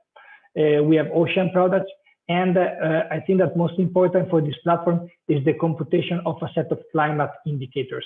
So based on these variables, the consortium has computed a set of indicators like summer days, the number of days above a specific temperature on a monthly basis. So 25 degrees, 35 degrees, the tropical nights, this is based on the minimum temperature, and then maximum number of consecutive wet and dry days, and then all other things. There is potential evapotranspiration. There is a standardized precipitation evapotranspiration index. There is the, let's say, the return level analysis to estimate the risk of floods on a daily, 5-day, and a 30-day basis for a return level of 10, 20, 50, and 100 years. And then number of dry spell days, growing season, and warm spell. All these indicators are computed globally and are computed and are updated once new data are available on the data pool. So there are 3 different interfaces for this platform. Now I'm going to talk to you mainly about the Explorer and the Jupyter Notebook. The APIs are available, but currently are not exactly the focus of this webinar. If you want details about the APIs, just get in touch or write a question on the Q&A window, and you will be replied. Which are the prerequisites for this platform? Not much. Basically, a laptop, a computer, or a smartphone. User registered on the platform. The registration is automatic and it is free.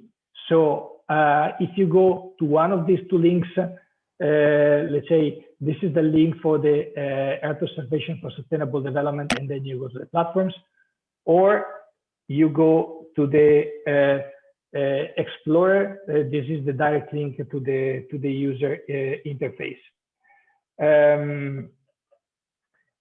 Once you log in, now what I'm going to show you is basically how the platform looks like.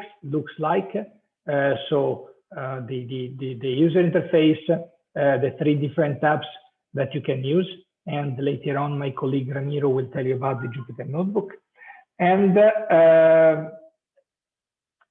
when you go to the landing page, then you see this user interface. It's a globe. Now I just uploaded, let's say, extracted the land surface, the land, the air temperature at 2 meters over Africa. But usually when you log in, the globe is completely empty. Then you are the ones that have to start feeding with data. Later on in the last part of the webinar, there will be a hands-on session in which we will go together through the platform and through the usage of the different data. Now, the left bar, that is this one, tells you about, let's say, the different tabs. And this is probably the most important ones when you go, when you want to, I would say, analyze data. You have all your places. You have the different data sets. You have the data analysis tab, the processing. I will explain a bit more in detail the different functionalities while showing some data. In the right, let's say top, you have your user preferences, so you can change the password, you get the messages from the system. Then there is a short help here. And then there is also the possibility to move to the processing environment, that is the Jupyter Notebook. And in the bottom here, there is the toolbox. From the toolbox, you can play with the platform. You can increase and decrease the 3-dimensional part. So using also the digital terrain model to analyze data. I will show an example as well. You can move from different projections, so 3D or I would say the Mercator and so on. And here you can change the background. You can use images from Bing. You can use also the OpenStreetMap to check the road network, and the Blue Marble, that is visually one of the best ones. Finally, there is the time bar that is in this area here. And the time bar shows you how to more or less move through the different data. So I think one of the best ways to get some exercise is to have a look of how this tab works. So I'm now going to show you slightly the interface. This is my user that is quite powerful. Here there is the help I was saying before, the contacts about and the privacy and cookies, the Jupyter Notebook. Here you have the places, the data set that I'm going to explain later. Just to tell you a bit more about this part here, let's assume that you want to zoom in a bit, and then you want to go, I don't know, like in this place here, and then you do want to rotate a bit, and then you can get a bit more about the topography of the area. You can increase and decrease, and then you can zoom in and zoom out. You can switch between the different baselines, and then you can also change and go to the Blue Marble one. I'll give you an example of how to move using the time bar. I now load one polygon that is, for instance, Africa. And I load for Africa a specific data set. And then this is, for instance, the data set at, let's say, August 2020. But you can go down to 1983, March 8, and then you get the data for that specific day. It's quite quick in getting the data. And then you can play with the data. I show you how. How to play with the data? Well, I have already showed you how to play with the globe. That's quite intuitive itself. I've already showed you that there is the possibility to use the digital terrain model to analyze the different topographic features. I forgot to mention that within the different data sets that we are providing, we are not only providing coarse resolution climate data, but we are providing also Sentinel-2 data 10-meter resolution, updated daily with the true color, and the vegetation index, and also the water index that was also described before by Silvia. Now, I already showed you a bit about the preferences of the Jupyter part. Let's have a look at the search location. That means that, as I have already showed to you, let's assume that you want to search for a specific country, like, I don't know, I would want to put Senegal. I get everything related to the country. I get the borders. I get the center. I can also search for specific cities. And I get also information about the city, so the borders and so on. The idea is once you put one of the polygons and search here, you can select the area and then you save it locally, and then you can play with the data only over this specific point or area.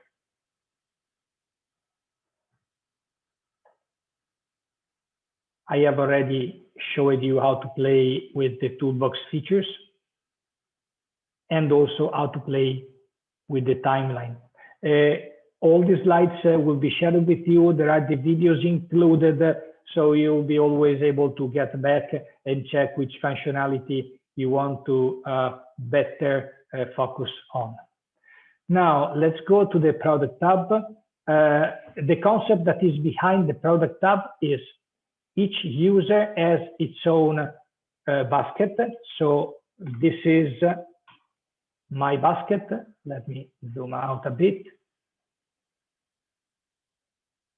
This is my basket that I check here. Now I have some products already loaded into my basket. I can, let's say, remove one of the products, for instance, the vegetation index from MODIS. Then maybe I want to add another product.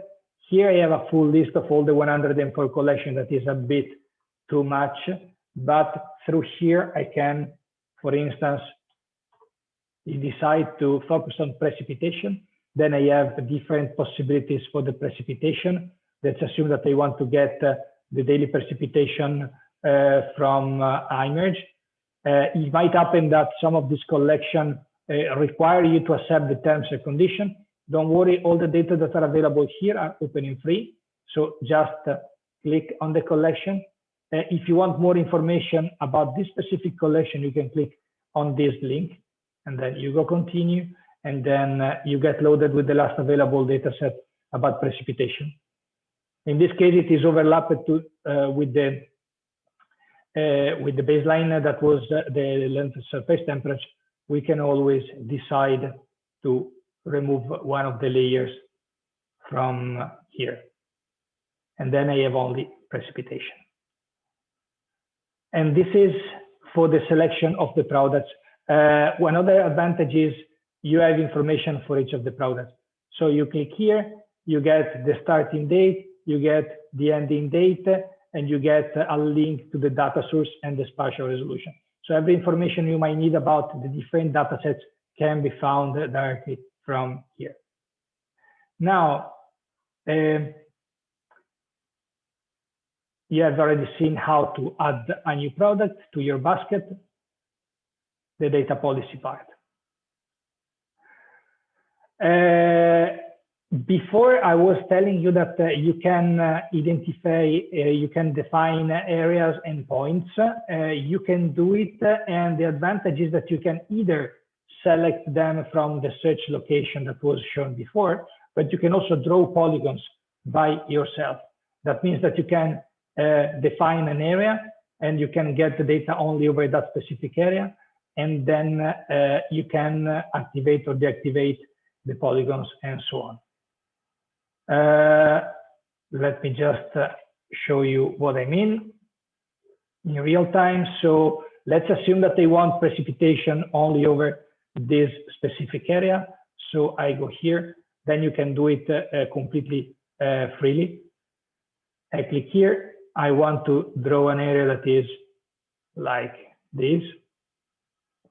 You can do it, of course, much better than I do. So test 1. I save it. And then test 1 is activated, and I can get over this specific area the data. Let me remove all others. And I can either download this product. I can also decide to create a time series over this specific area. Like I want the data, all the data available in February. I get a list. Then it takes a second to generate the list of the products. But after that, it allows me to either select one of them or get all of them. Now the system is going to the server and is getting the data for the last month of data. I close. I can then, like, if I like doing animations, I can play an animation. But maybe it is not, from the scientific point of view, the best I can do. What I can do is I can download these products one by one, and then what I get is a scientific package with an image and the data inside. Or I can also decide to download all the time series. If I click here, an order starts. Once the order is finished, I'm going to receive a message here, and then I will have a window to download the data. Last but not least, for what regards the polygons, I can always either activate or deactivate, visualize or hide.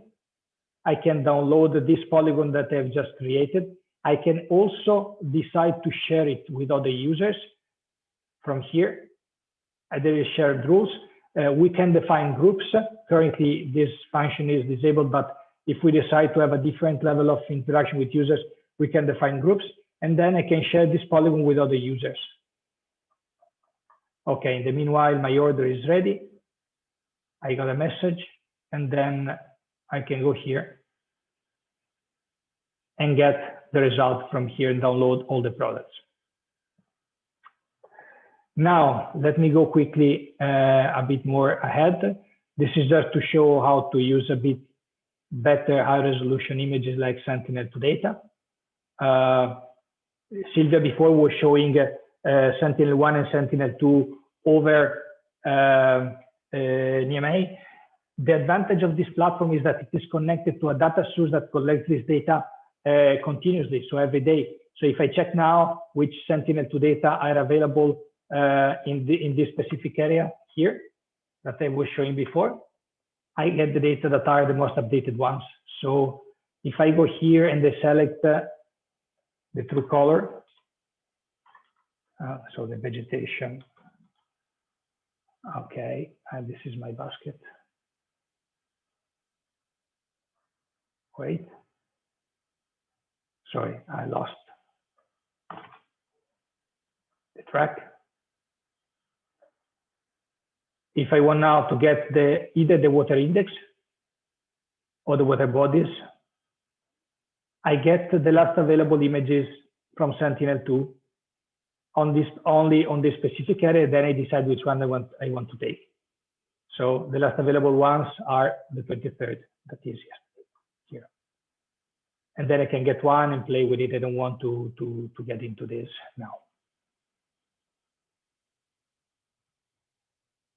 Then I can activate polygons and I can also decide to, I would say, change colors and so on and so forth. I can also download the images as I did for the other one. Last but not least, I go for the time series of data. If I decide to get a point, let's assume that I select the 1 point here. Wait, I did select the image. Let me disable the Sentinel-2 I pick a point. I can decide to enter latitude and longitude. I can also upload the points. Test 1. Africa. I save it. And then what I can do on this point is, well, getting a time series of, I don't know, the last, the data, the precipitation data over August 2020, just to get 1 month. You can get back in time and so on. Whoa, it was not really meaningful, this one. Because this is the temperature. Okay, let's select the precipitation. That is more interesting, probably. Okay, I can decide to extend the time series, like I don't know. Let me get it to, yeah, let's pick all December 2019.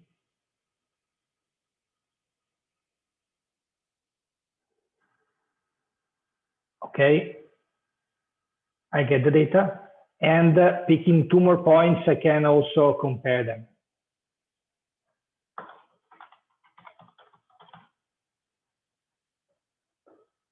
So now it's getting the data out of the platform. I can compare them. I can do it globally.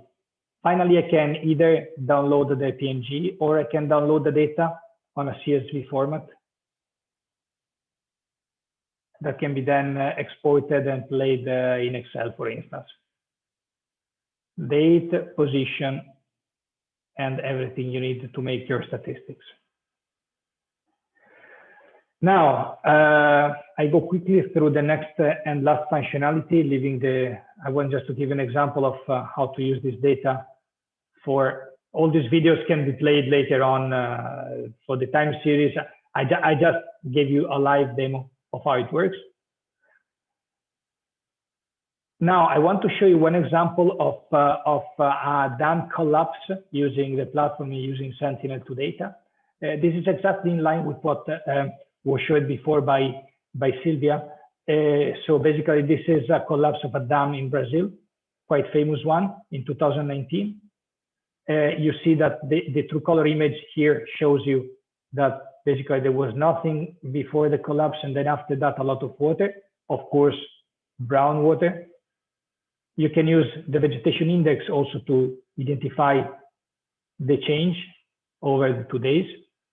But what is more interesting is also to use the 3D visualization to see and know exactly where the flow was going.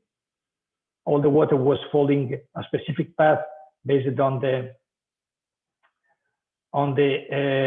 I would say, topography. And these are all information that you might want to use when you make some kind of, I would say, risk analysis. Now I leave the floor for a second to my colleague Ramiro, that will tell you something about the use of the Jupyter notebooks. Ramiro, I leave the floor for 5 minutes. Thank you, Stefano. So as Stefano was mentioning, apart from the GUI, we also have access to the Jupyter notebooks. Let me share my screen. Stefano, I think you have to stop sharing the screen so I can. Thank you. So you should be able now to see the Jupyter notebooks. So as Stefano was mentioning, apart from accessing through the GUI, you also have access through Jupyter notebooks.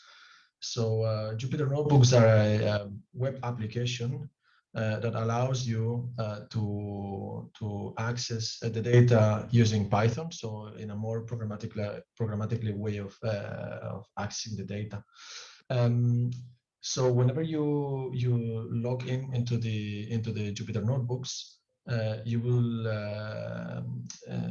will have these 3 folders: Advanced, Basics, and GUI, which are a more general, let's say, training. And then we will circulate with you a package with the specific notebooks for this training. So the notebooks that we will share with you will be a notebook with all the available data. So in this notebook, what you will have is a list of the data sets that already Stefano introduced, with the collection name itself and the endpoint. So how we will retrieve the data is using NumPy, which is a Python package that we developed in Systema to access and further process the data. In order to access data, you need 3 or 4 parameters to pass to the function. There are 3 parameters that are always needed, and then 1 parameter which is optional. The endpoint where you are retrieving the data from, the collection name, the time range, and the bounding box. You can see here in this cell that we here specify the collection by going into this table list. Here you can see, okay, this is for example, if land precipitation, and it's using this endpoint. You just simply need to copy and paste these endpoints and collection names and paste it over here, and then select the time range you want to retrieve the data. So in this case, we will retrieve 1 hour of the 1st of August 2019. So in order to get the data, we need to run this cell. So we can either run it using this run button over here by activating the cell, or just pressing Shift Return.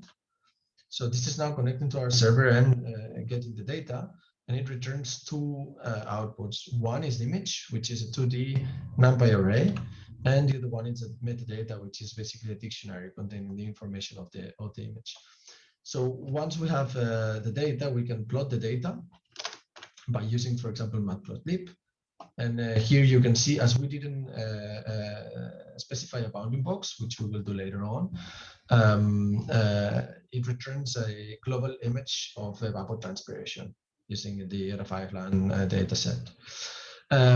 As it was mentioned before, in case we want to focus in an area, in this case we will focus over Africa, we can specify a bounding box by specifying the maximum and minimum latitude and longitude, and passing those parameters on the function called.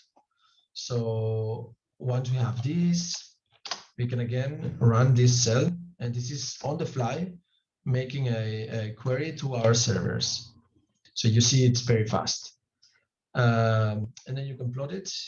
And as you see here, it's just plotting the area that we selected. So the bounding box that we selected. Finally, we can see the metadata of the images that we retrieve, with the no data value, what driver we used, and so on. This is mainly useful in case you have Python pipelines to further process your data, and in order to create derived images and create derived geotips, basically. You can use this metadata here to easily create it using Rasterio or GDAL. So just to finalize this quick Jupyter Notebooks walkthrough, we can also retrieve time series, as Stefano was mentioning in the GUI. In this case, we need to specify one latitude and longitude, so just 1 point latitude and longitude, the coordinates. And again, the usual collection, endpoint, and the time range. In this case, we are retrieving what it's called the summer days, which are days with temperature over 25 degrees Celsius. And we're doing this for a quite long period, which is from the 1st of January 1981 to the 31st of December 2019. In this case, once we execute the query, it will return two different arrays, one containing the data and one containing the times. In order to have more freedom and to have more powerful tools to further analyze data, we can use pandas data frames. In this case, what we will do is to create a dictionary using times and the values, and then loading this dictionary into a pandas data frame. Then we can easily create some new columns with a year and a month, so we can visualize the data in different ways. So as an example, we can plot the total occurrence of summer days per year or per month to see if there's any trend. In this case, we do it per year. And we see that indeed there is a small increase of the number of days of summer days over this period of time. We can also plot the occurrence by year, sorry, by month. And we can also easily plot an histogram by just creating, so calling this histogram function contained into the pandas package. If we want to go a bit further and we want to play with different visualizations, we can, since we are within a Python environment, we can load any Python visualization package of that you like. In this case, we can use Seaborn, and we can use swarm plots to plot the occurrence by month, and it will plot basically how many times this is. So these summer days are occurring per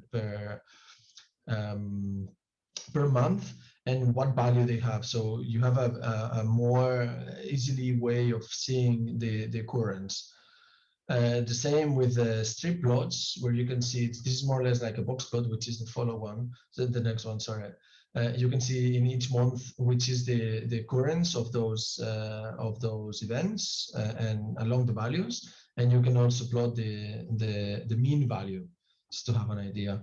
And the same with the box plots. So just to summarize a little bit, as you can see, what we're presenting in the Jupyter notebooks is it's a way of analyzing the data that Stefano was showing through the QE, but let's say more in a more programmatical way, and with the possibility to have further and more advanced visualization and analysis.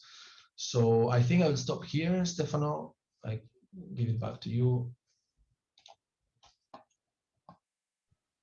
Thanks, Ramiro. I don't know if this was a bit too technical, but having a quick check with the audience, we found out that most of the attendees had a technical background, so we wanted to also to give a 5-minute introduction of a specific tool that allow to perform on-the-fly computation, the extraction of statistics, and even machine learning, applying and developing machine learning. Just to say that this functionality is available on the server side, so you don't have to use your own local computational resources to do the analysis. I think that I am done for now. I would now leave the floor to Mustafa, who will give us a detailed description of their OSS platforms. Mustafa, would you like me to share your slides, or would you like to share your screen? Thank you, Stefano. I prefer sharing my slides because I've made some minor changes. Okay, so I stop sharing, and then you're free of sharing your screen. Thank you so much. Thank you. Just 1 minute. Yes, I think that this is the one.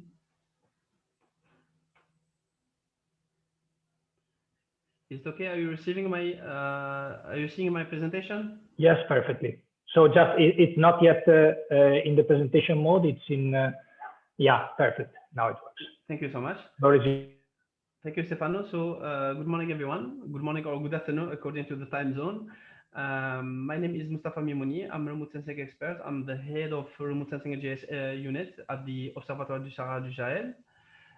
I will present just a small overview of what we have been doing in the framework of GMS and Africa. So I will try to give you, present you a brief overview of the GMS and Africa project, then on the MISBAR and MISLAND platforms, and then on the capacity building. So what is GMS and Africa is a regional project which is funded by European Commission through African Union Commission. We are talking about the North Africa region in the land and water resources axes. We have 6 countries with us, from Mauritania to Egypt, and in every country we have either the space agency or the national mapping center, who is the task leader in undertaking the activities. And we have also two regional centers, one for capacity building and training of trainers, and one is for dissemination with the support of regional dissemination. So what is GEMS in Africa project? The overall objective project is to support decision making in the field of sustainable management of water and natural resources through the provision of products and services based on Earth observation data and techniques. So we are talking about developing and sustaining decision support services for natural water, for natural resources and water managers.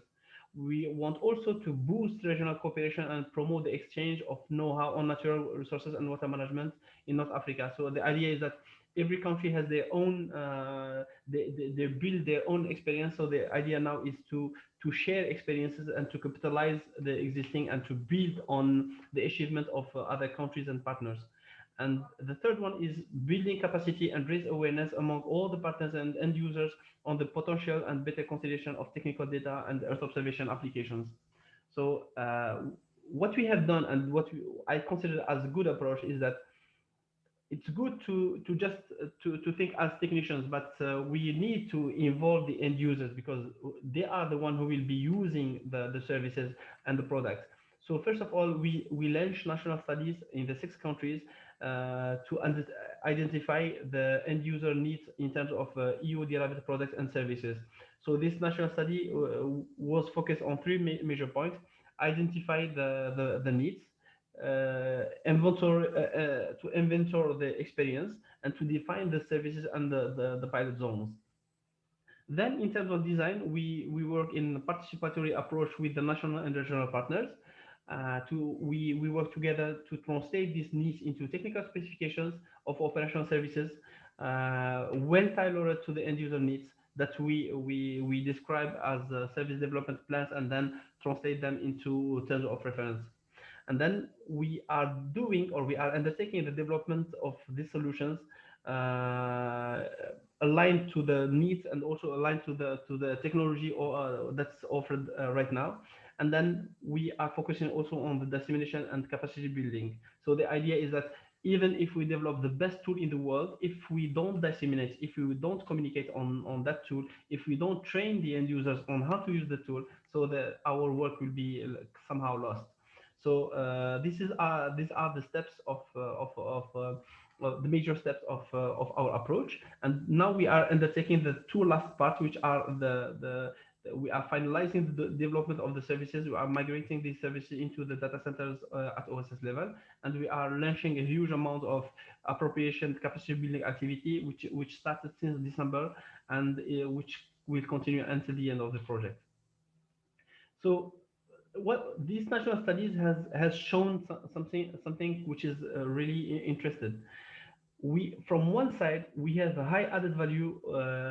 When we consider Earth observation data and techniques, they are considered as reliable source of strategic orientation into decision-making chain. Yes, it's very appreciated.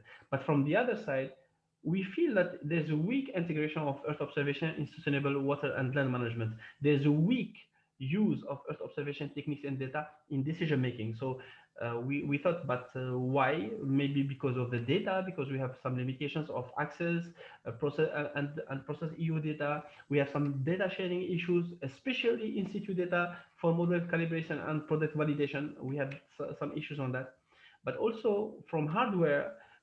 We have some problems in acquisition, storage, and processing of EU data, and some dissemination issues due to the service limitations. And I think that the cloud computing platforms will help a lot in this point. Also, we have some expertise which is missing. We have some skills required for time series processing. We need some knowledge. We need some skills to extract information from Earth observation data, and these skills, they are not everywhere. And the idea is to transform the raw data or the Earth observation time series data into indicators, into relevant indicators, which reflect the truth or the real land degradation or the real agricultural season, etc. We have also some issues on capacity building. People, they ask a lot on that. And we have also some issues on open source project, because less mature open source software are available on the market.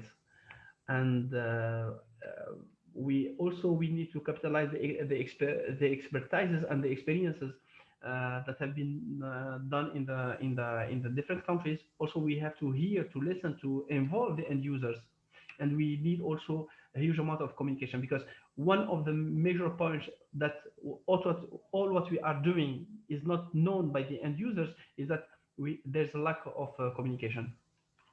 So returning to the GMS and Africa services, it's about developing 3 operational services based on optimal and realistic approaches that can be extrapolated to other regions. The first service is on water abstractions monitoring in irrigated areas. The thing is that groundwater resources are in stress. We are feeling this pressure on the groundwater resources that are mainly used for irrigation. We have no meters. No one is knowing how many irrigated areas and how much water volumes we are using, and is it aligned with the sustainable use of groundwater resources or not? So this is a major question to raise. The second service is about land degradation monitoring and assessment. So we have many regional and international, let's say, initiatives and working group, etc. But how much this information reflects the land degradation that we feel at the local level? And the third service is about seasonal agriculture monitoring, early warning, and assessment. So as you know, to reach the food security, we need to know how much crops where crops grow, in what situation they grow, what is the potential yield, and how we can optimize the water resources, the application of fertilizer, etc. From environmental issue and from environmental point of view, as well as from socio-economic point of view. So in general, the services is we can schematize them, or we can draw them roughly as boxes, as robust processing chains, which will ensure the data collection automatically from internet to data center, whatever they are, Sentinel, Landsat, or any other climate, soil, etc. data, and they are running some models and some algorithms and kind of daemons which handle systematic product generation. And then we produce some insights on irrigated areas, on water volumes, on crops, on land degradation, let's say hotspots, etc. And we display them using data visualization dashboard, where different types of visualization according to different users, because we have also decision makers who do not have time, do not have the let's say maybe the thematical skills, but we have also technicians who are working on the field and they are using the same information, but they don't want the aggregated information, but they want the real data. So there's kind of wide range of end users that we have to take into consideration. And then these daemons, they will ensure the data export in maps, in graphs, in GIS format, in text, in whatever. So what we have done, we developed together OSS private sector and national and regional partners the first portal, the first web service on the land degradation monitoring, which is called MISLAND. What is MISLAND is let's say a processing chain developed on web service, which is responsive design. So it means it can be viewed using mobile, using mobile phone, using tablet, using computer, any device connected to the internet. We tackled also the issues related to the open source software. So it's fully open source architecture with QGIS plugins. So people who don't have time or skills on remote sensing and GIS, they can connect easily. They can click on the indicator, choose the area, choose the timeline, and they get the indicator displayed with intuitive and interactive functionalities to export the map, to export the graph, to export the statistics, etc. So, and people who want to customize or to use their own data, they don't want to share their data. They want to use their own data. They want to customize the processing chains or the product which has been used. They want to use their own land cover maps, for example.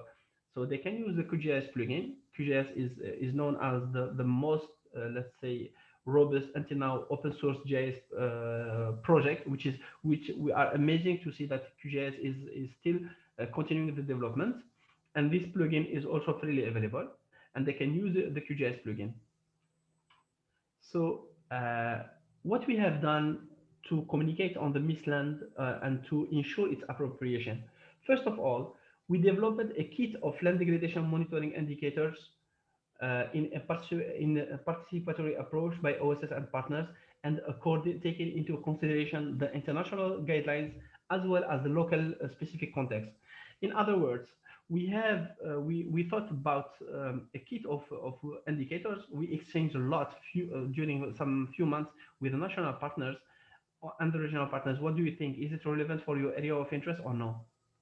So once we developed this kit of indicators, we asked the private sector, which is Locate IT, which is Kenyan ICT consultation private firm, to develop both the QGIS plugin as well as the web service. So they developed the first prototype. We presented it to national partners. They provide us their feedbacks. We take them into consideration, and then we want to get the feedbacks of the users. As experts, we know it's good to integrate that it's better to avoid this technique or this indicator. But from a end user perspective, who are willing or who are expected to use later on, even after the end of the project, this service, we thought about launching the training on the MISLAND use, training them. Unfortunately, we cannot do it in face-to-face meeting. We developed kind of a Zoom program, let's say virtual meetings from 9 o'clock to 1 or 1:30. We started the first one on December 9th, 2020, and we appreciated that for the first time we had a Zoom license to 200 people, and the first time we reached the 100 participants. So we have been obliged to expand the license, and we have really appreciated that. And it was on 9th December, and then on 13th January we developed the second regional training, Earth observation for monitoring SDG 15.3.1 indicator. And it has been a pleasure to count on UNCCD and GRC to get involved in this training, especially UNCCD, since they developed the guidelines for this SDG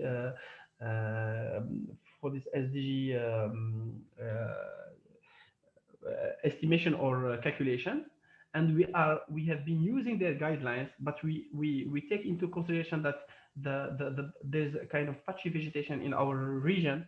So we thought about integrating a higher spatial resolution in the calculation, and we are using not only modest NDVI, but also we are using Landsat derived vegetation indices according to the bioclimatic agrometeorological zone. So in humid areas we are using NDVI, but in desert we cannot use NDVI since we know that there's a limitation. There's a kind of a soil line or soil slope, or the soil, let's say, pollution of the reflectance of the pixel compared to the vegetation. So we are using modified soil adjusted vegetation index, etc. And we are using the same guidelines that they have been developed by UNCCD, and they will be releasing the in the next month, I think in March, or I think that it will be in March, the new version of the guidelines for SDG monitoring, and we are willing to take the newest recommendations into consideration in the new version. And then also we developed a third training, which was a few weeks ago, in February 3rd, on Earth observation for vegetation degradation and restoration. So we have been, let's say, it was a pleasure to count also the fact that GRC was able to share with us their experience on vegetation monitoring, etc., on in Europe. And today we have also we are actually, it's ongoing, another meeting on another training on remote sensing for modeling vulnerability to desertification. We are using the Medalus approach, and we are trying to see what is what are the results at the North Africa region. And in March, we are willing to train on the end user, on the use of the latest version of MISLAND, and you are really welcome to attend. We will share with you later on. We will share with Stefano and the team the links to the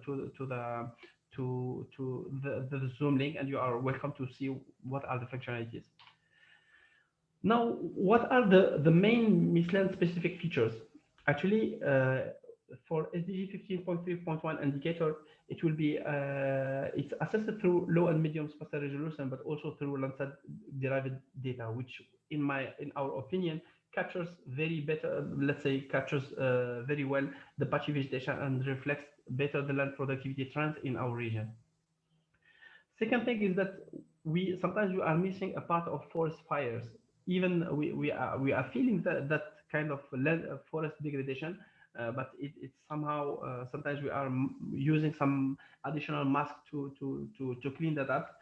So the forest fires are assessed interactively and intuitively using high resolution data, Landsat and Sentinel, to quantify the damage caused by forest fires in some hotspots where fire probability is considered relevant. So actually, the end users can just choose the pre-fire range, choose the post-fire range, and the MISLAND will help them to get a map on what are the areas affected by forest fires, high severity, medium severity, low severity, and not untouched.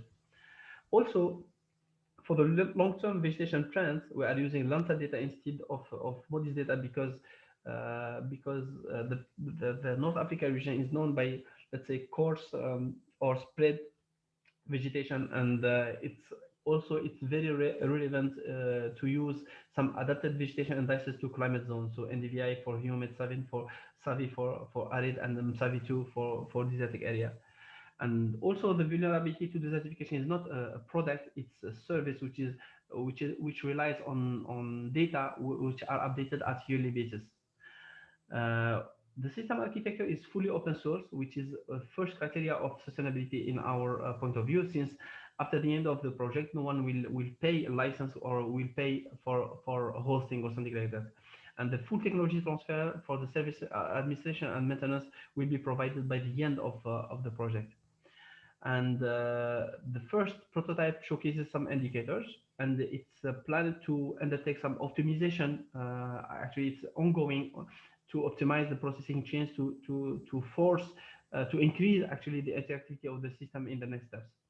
And also we have some exchange on GRC on the MISLAND migration Actually, it's not migration, but the idea is to couple the GRC cloud platform, GODPP, with the Mistland to provide some services actually, such as the Landsat long-term maximum or mean value composites. And we have initiated some exchanges in December, and we are still implementing that action.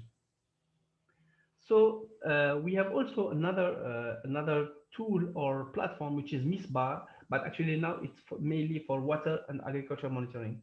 What does it mean? It means if you access to this portal, you will be able to interact and to assess different kind of indicators, such as NDVI, water index, evapotranspiration, etc.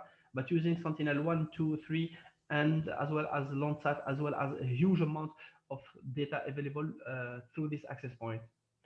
So for now, the version which is deployed is the version which is for scientists and specialists, but later on, the new version will be also a kind of view developed for decision makers. So people, they can interact with time series. They don't have to get any knowledge of, let's say, of programming or something like that. Everything is being done through graphical user face. And then if we see the idea behind is that we have a data center which is actually initially it was at in France at Visioterra headquarters, but now we are migrating everything to OSS to check with the internet connections, etc. So this access point will provide kind of data processing relay and data access relay. It means all the data available at the international data set, international data sources could be available through this access point. If you are interested, you just click on prepare the data. So the data will be downloaded, exported, treated, and exported in few minutes. So we assessed that yesterday with the one Sentinel-2 data, which is something like 900 megabytes, full square. And it took using the Tunis, using the OSS, let's say, platform, internet connection, and using the OSS data set, it took something less than around 10 minutes. It means when you click on prepare the data, in 10 minutes you will get the data already available, displayed, interactive with pyramids. So all the meteospectral bands are there. You are able to visualize them. You are able to extract, to click, to do whatever analysis behind. And then all the data providers are configured there. You can access to Copernicus data, you can access to USGS data, etc. And then you can do your own time series diagnosis. You check the parcel if it has been cropped or no. You can check from the parcel level up to the regional level. You can get also the 2D view, the 3D view. You can share some views using a very small, let's say, Hyperlook language or Hyperlook data, which is only a short hypertext link that can be displayed everywhere. Then this kind of platforms which offers this kind of services, we try to make it the most usable or the most interactive as interactive as possible. So we are developing a kit of water abstractions and seasonal agriculture monitoring, also in participatory approach. For the time being, we are deploying only the spectral indices, but this kit of indicators is under development and will be mainly for decision makers and stakeholders. It's good also to develop services, but it's better to train people on the use of these services.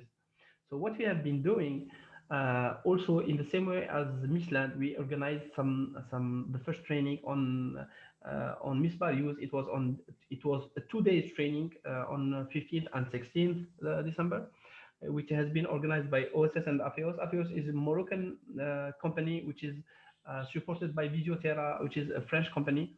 And from the first training, we felt that people, they want to use, they want to learn, they are more agreed, and people who are doing the agriculture and water monitoring. So what we decided to set up or to organize 6 national workshops from January to March.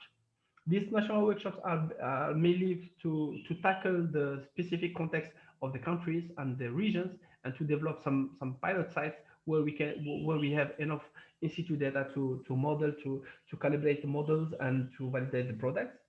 Then we decide to also to enrich the regional trainings. Just when we say regional, it doesn't mean only North Africa, but we open access to all Africa partners.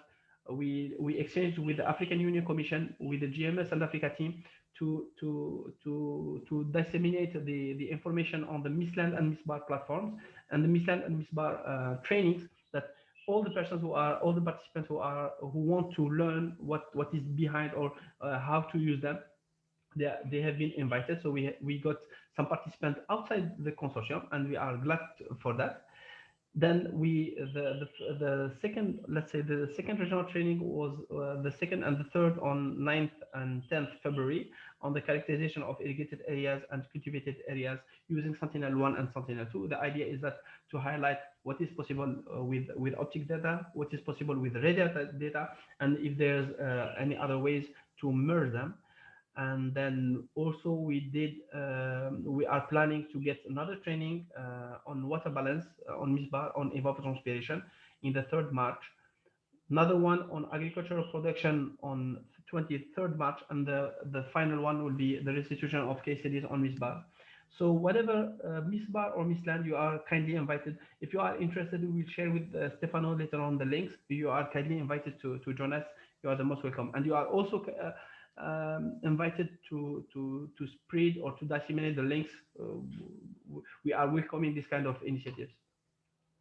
Now, for the capacity building, as I have pointed out before, everywhere, if you don't train people they don't follow whatever you are doing. So we decide that there are 3 types of training.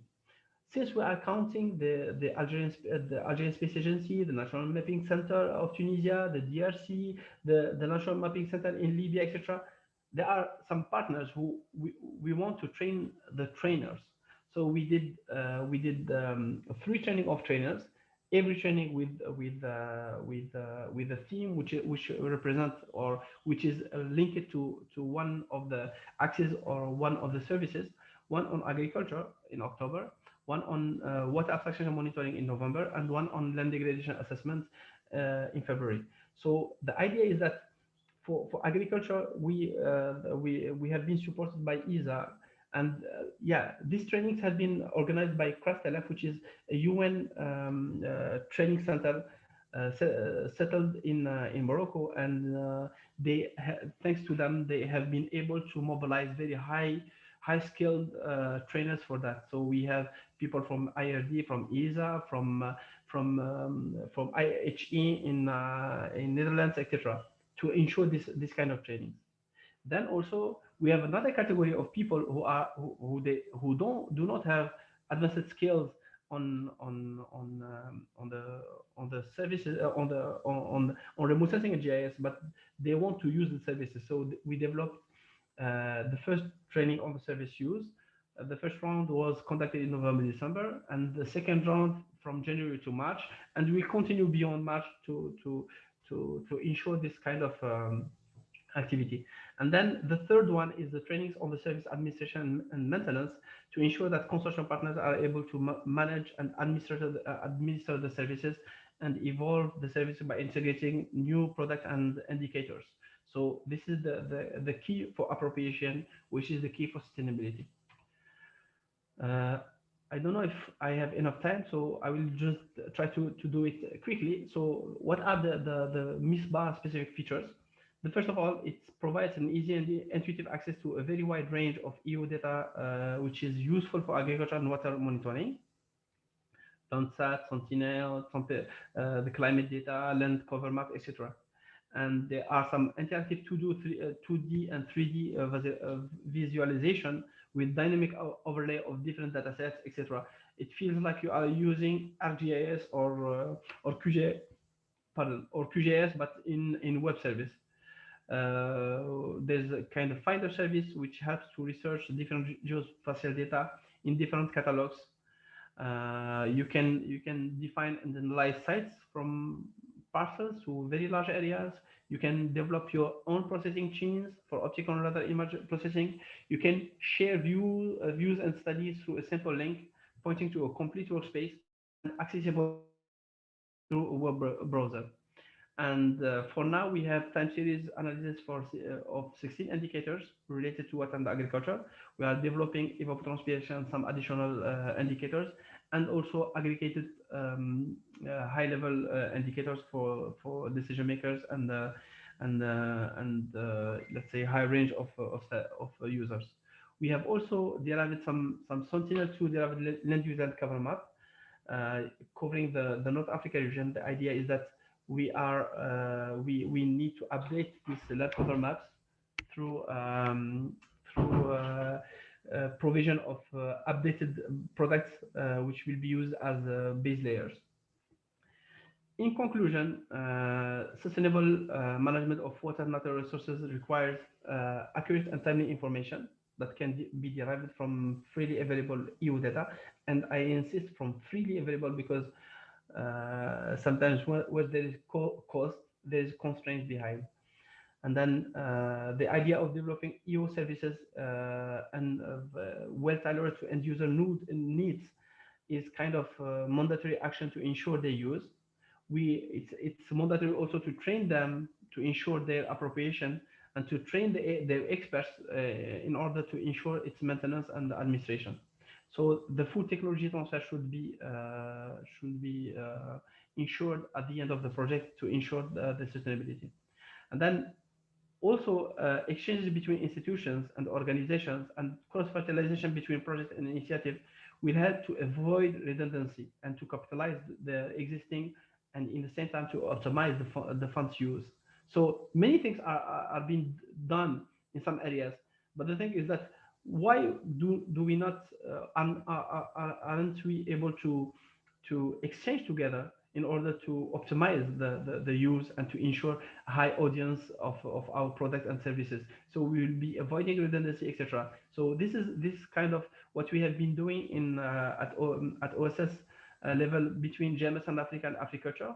Since both projects are funded by the European Commission, so we try to link both projects, and they are working. They are all both monitoring agriculture activities. So we try to create some activities in synergies in cross fertilization. So many things regarding Tunisia. You will find both logos of GMS on Africa and Agriculture because they have been developed together. We have only, let's say, we try to optimize the cost and avoid redundancy.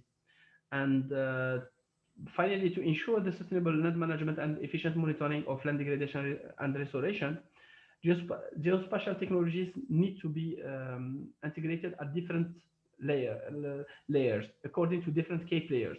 We're talking about decision makers, stakeholders, but also we are talking about water and natural resources managers and users to the local population. So many users need to be involved from the service conception up to the final release or up to their appropriation. Thank you so much. Just after that, I think that I will share the screen. If the time allows, I can do a short demonstration on the Misland platform. Just 1 minute. I already did. Yeah. So where is the share screen? Yeah. So that I don't know if you see the screen. Yes. Yeah. Thank you. So this is the home page of the first prototype of Misland. It's still on public area. So you have the main the description, some videos there, and we are let's say enriching that. What are the key of indicators that we have developed, and how to let's say to reach us from a feedback user point of view. Now using the dashboard, it's simple and excuse me, yeah, it's very simple to use. So either we use the select area, region, and sub-region, or we digitize the polygon that we want, And then we can go to the SDG, whatever indicator that we want to get, either the SDG 15.3.1 indicator, or the vegetation loss and gain, or the forest change, or the forest fires, or the medalus. And then we just provide the dates, the time range, and the indicators, and it will take into consideration that. Let's say I prepared one small case on Ariana area, which is in Tunisia. We can use the three sub-indicators, either productivity or land use and cover change or carbon stock change. And between any years actually, and the service will take the calculation on that. We can also check the combined indicator, and he will do it. You want it from MODIS data, or you want it from Landsat data. So Landsat, maybe it will take more time, but it will provide some insights. The same processing will be done in let's say, but using 30 meters spatial resolution. So if we take something like this, and from, okay, I will just,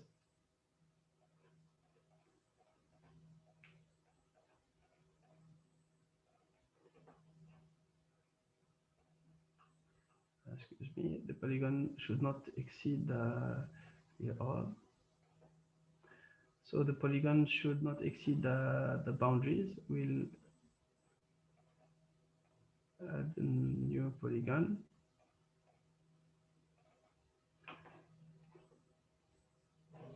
Yeah, actually I need to be logged, but I will try to cover that later on. So this is kind of a web service that we are trying to develop, and I think that it answers to some needs, etc.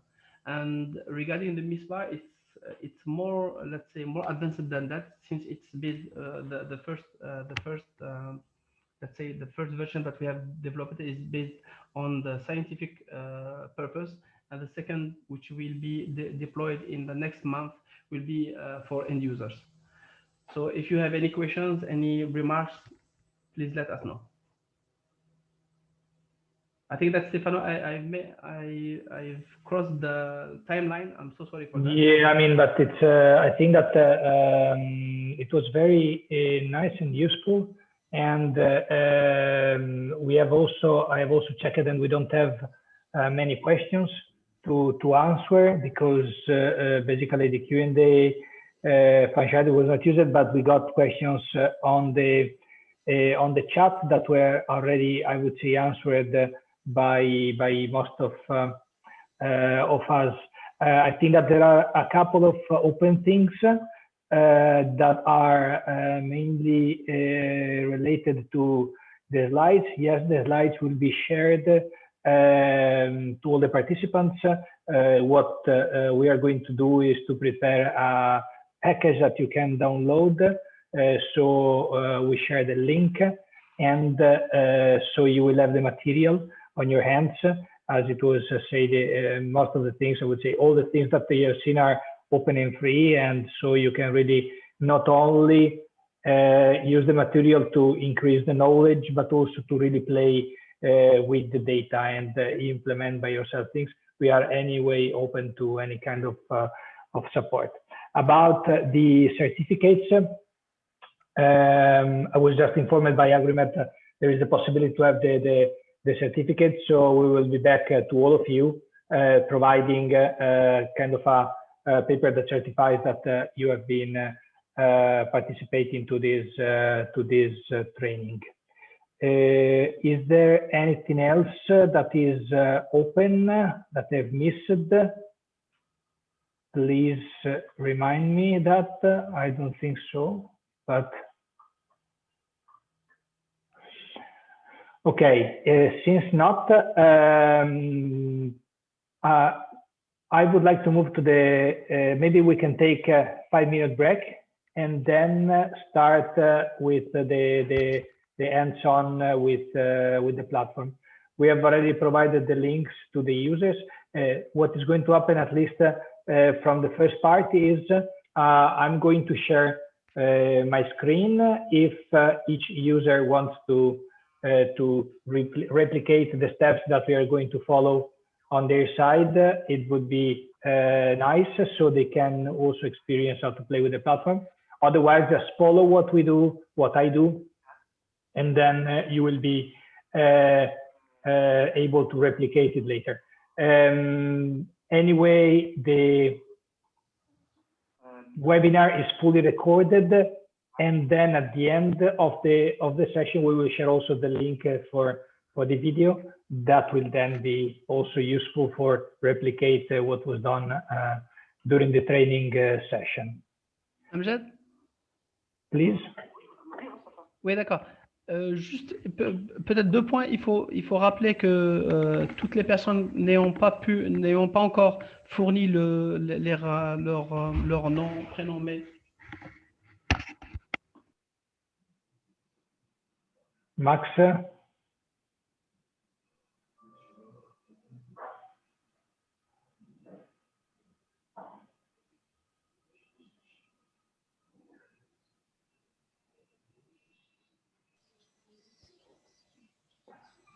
Can anyone reply? French speaking.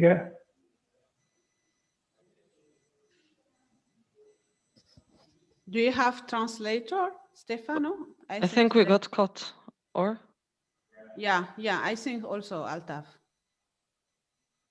Okay, so let's take the break now and come back. Okay, yes. Let's be back at 12:15. Then in the meanwhile, we try fixing the translation part. Okay, so back in 10 minutes from now, more or less. Okay. Thank you, everyone. Thank you very much, Stefano, for organizing this training. Yeah. Yeah, thank you. This is Anna. I just wrote to you that I may have to leave now. Is that okay? Yes, I mean that from now on, it's more on our side and OSS and Mustafa's side. So you're free to leave. Thanks a lot for your support, for everything. It was very nice to prepare and execute the webinar. Yeah, it went well, I think. So let's stay in touch and get back to you about future webinars. Absolutely. Thank you also, Anno, for our introductory presentation. Let's keep in touch for let's do that. Yeah. Next step. Yeah. Bye. Absolutely. Bye. Okay, so Stefano, before the break, I will take this adventure to thank our translator, because we mobilized them in a very short period. Thank you for. I agree. Thanks a lot. Do we need to do anything for the translation? Is it back active or not? Because I don't really see it. Because I see both of them connected, and the service looks working from my side, but I don't know if it is working on the user side, on the attendee side. Can anyone check? I think it works in my side also. Okay, thanks a lot. So we'll be back in about 10 minutes from now. Okay. Thank you.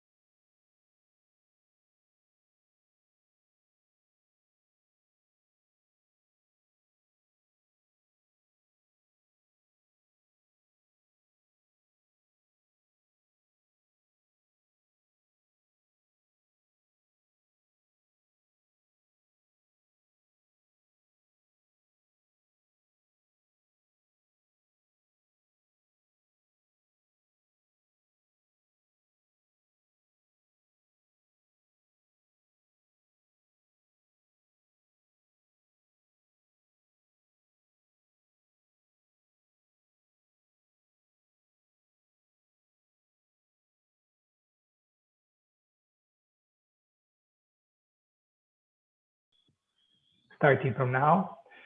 So welcome back to everyone, especially to the attendees. We are now on the last parts of the session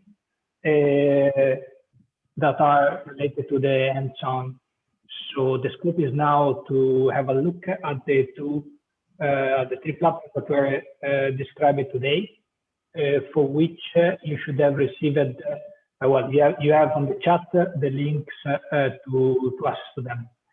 The idea now is to show you how it works. You can either follow what we are doing on your browser, or just looking at the screen where we are going to perform the activities that we want that you can then replicate by yourself on your computer. So we start with the EU4SD Climate Resilience platform, whose link is this one. Let me open a browser. You can go either from here, EU4SD Climate, that is the main website. Can you see my screen? Yes. Okay, good. Thanks, Ramiro, for the feedback.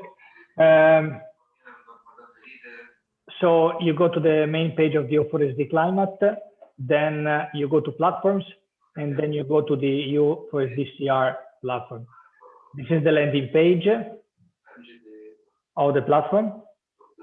You have to allow the location because it's a special platform, and then you have to allow the cookies. Now, when you want to start playing with the data, you have to log in, and then you have three options. This one is to register. If you already have a Google account, you can use your Google account and log in, and then you will be able to use the platform without dedicated registration. I have registered a test user, so I'm going to use it. That is this one. And once I log in, then I get the platform itself.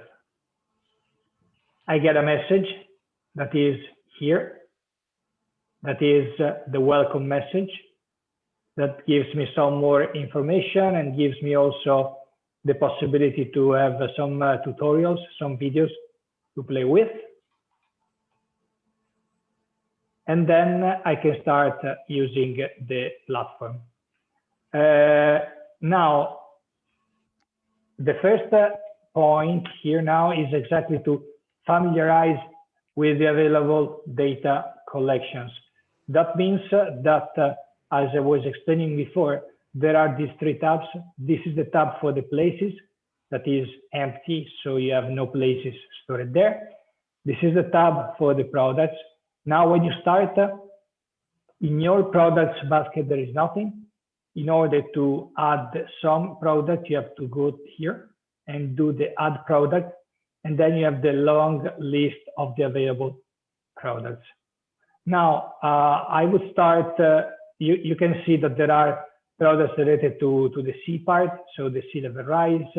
There is something related to the return level for different products. And then there are the climate indicators, as I was saying before, the dry spell days, the growing season length, and so on. These are all monthly based indicators. And then there are other data sets. The easiest way to browse this data, as I was saying, is through entering some keyword here. Like I want to get temperature collections, then I enter temperature, and then I get the list of the available temperature. So this is the daily average temperature at 2 meters above the surface temperature. And this is ERA 5. That means that if I click here, I get information about this product that is available starting from 1979. It is available until the 16th of February, so a few days ago, a week ago. The resolution is 1/4 degree. So, and this is one example. Then I can get also precipitation, for instance. Precipitation. With precipitation, I get also different types of precipitation. There are either, I would say, data sets, also indicators. This is a climate indicator based on precipitation. It is the average precipitation days. So on a monthly basis, the days above 20 millimeters. And then there are other indicators like different data sets. So there is the GPM. This is the Global Precipitation Mission from the NASA. And there is the hydro estimator. And there is also this one, which has data starting from 1950. It's a climate model starting from 1950, getting to 2100 at a quarter of degree. And here you can get also the link to this specific product. So navigating through the available products means checking what you're looking for and then finding the respective data set. Once you have identified what you're looking for, let's assume that you want to go for temperature now. You can decide to load the product. There are two types of products that I want to show you. This is the same product, but with two different resolutions. So this one is the ERA day, ERA 5 daily average data with a quarter of degree, while this one is the ERA 5 land product, and in this case, the product has a 0.1 degree. I want to show you the difference in loading these two products, because if I load this one, loading a product means clicking on the plus here, so adding it to your basket. You get the terms and conditions, and then you continue. Means that you load the product globally, as you can see. This product is a quarter of degree, so it can be loaded globally. If you want to add the other one that is a more detailed product in terms of resolution, you can do the same, but you get a warning saying that you have to add the geometry first, because in order to load the product. So if we go to our basket now, we have the two products, but one is loaded and the other one is not. So let's go to the second point of the training, that is decide on one or two areas of interest and search and save them. So what I would like to do now is to, instead of searching an area of interest as I did before, first I want to switch to a more to the vision of the word. And then I want to select an area, and I will draw a rectangle to select an area. So I will do something like this. Maybe it's a bit coarse, and I will name it grid green wall, and I save it. Now I'm getting the data only on this specific area. And now I can also load the second data set in this specific area. Now I get the product on the same date, because this one is on August. So I will select this one, and I do get the same on August year 2020, August 21st.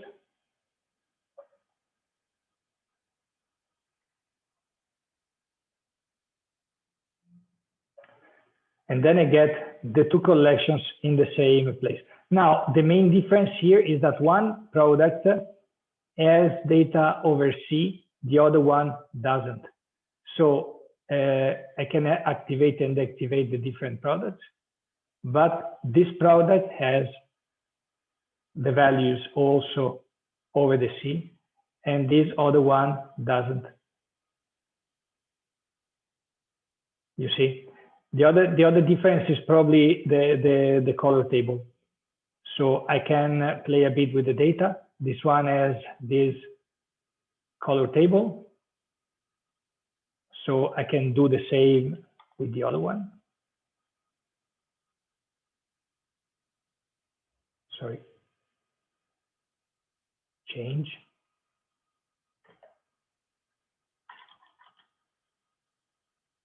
Okay, now I've loaded the new color table.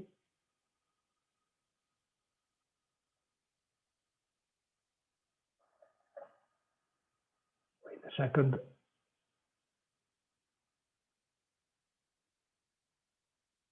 I click it too many times.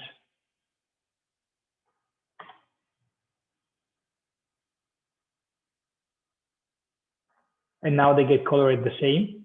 And then I can compare the resolution of the two collections. So I zoom in and I go, let's say, in one area in which I see some differences. I activate the same data set behind, and then I can see really the difference between the two collections in terms of resolution. I have selected one area and I've selected two data sets. Now maybe I can decide to drop the one with the coarser resolution. So I throw this away. I go to disable it. So I disable the Era 5 blend. I remove it from the basket. And what I can do is to add another collection, like add precipitation. I can add, for instance, the IMERGE precipitation daily, and it gets loaded over the same area. Now I have two, I would say, data sets representing the same day. I'm talking about August, but it can be even different. And that I can, in principle, try correlating or playing with. So let's go to the third point. This is what we have done now. That was already done. Then we go for points. Now let's go for points and then select two different points. I would add also another collection later on. Maybe I can add another collection, like I want to add an indicator related to precipitation. So let me do it now. I want to add the heavy precipitation days. These are the number of days in, let's go to the same day, so to the same month. So year 2020, month August. I don't know why it's not available for August. So I go back with the other two collections and I get the data for April. So I go here and I get the data for April.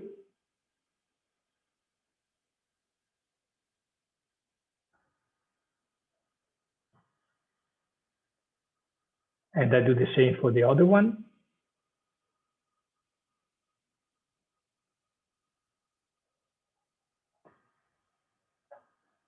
And so I have all the data on the same timeline. I can see it from here. So this is April. This represents the full month because this is monthly data. This is April. I can also remove the August one. And this is April. I can remove the August one as well. So I have all the data more or less in the same map. I can decide to activate or deactivate one of the data sets or the other, or overlap them. Now let's pick a couple of points. This one is a point in which we had intensive precipitation. So we go here, we call it test precipitation 1.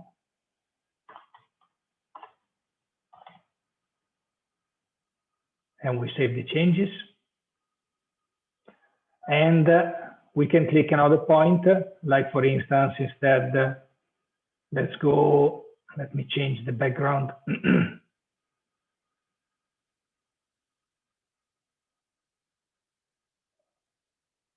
Let's go, for instance, here in Burkina Faso. And we get the test 2. Now I have both points selected. Now what I can do, maybe I can have a look here in Ethiopia. What is also the topography behind this point, just to understand if there is any 3D feature that gave me this high precipitation regime. I mean, this is the plateau, so I think it's easy to understand why we got more precipitation. Let's get some data out of the box. Here I have my 2 points. They can even be smaller in terms of area. So I now go here to the analysis bar. I go to the charts, and then for the liquid precipitation, I get the data for the entire month of April 2020.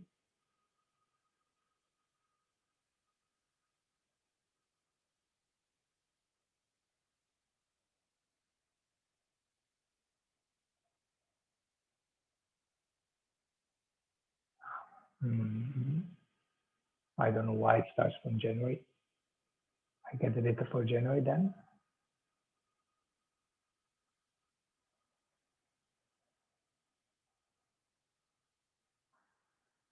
What is interesting to me is to see, for instance, this is just precipitation. There is not much in the 2 points. I can extend it of 1 year.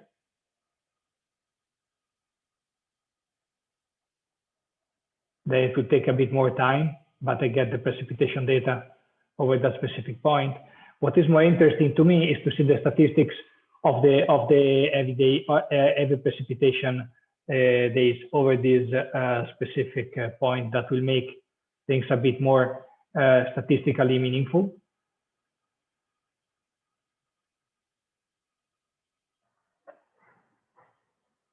Yeah, probably the GPM I merge is a bit heavy as a collection to collect over 1 year. Maybe I was a bit too optimistic for this demo. I will get the results, but maybe it will take a couple of minutes to retrieve. Now I got it. So these are the data over more than 13 months from January 2019 to the end of January 2020. I can zoom in. I can activate or deactivate, and so on. What could be more interesting, as I said, is to get the data for the heavy precipitation days. So in this case, I can really play with longer time series. I can go back probably to, let's see, to 2010, 1st of March to 2020. And what I'm going to get is the monthly value, you see, for the 2 points. So these are monthly values. The point in Burkina Faso is not getting really much precipitation data, while the one in Ethiopia is getting quite high numbers of data. So precipitation, this is the number of days in a month that the precipitation was above a specific threshold, that is 20 millimeters. So you see yearly trends, but well, there are definitely, this is definitely a place in which it rains quite a lot. And this is definitely a place in which it doesn't rain much. Okay, then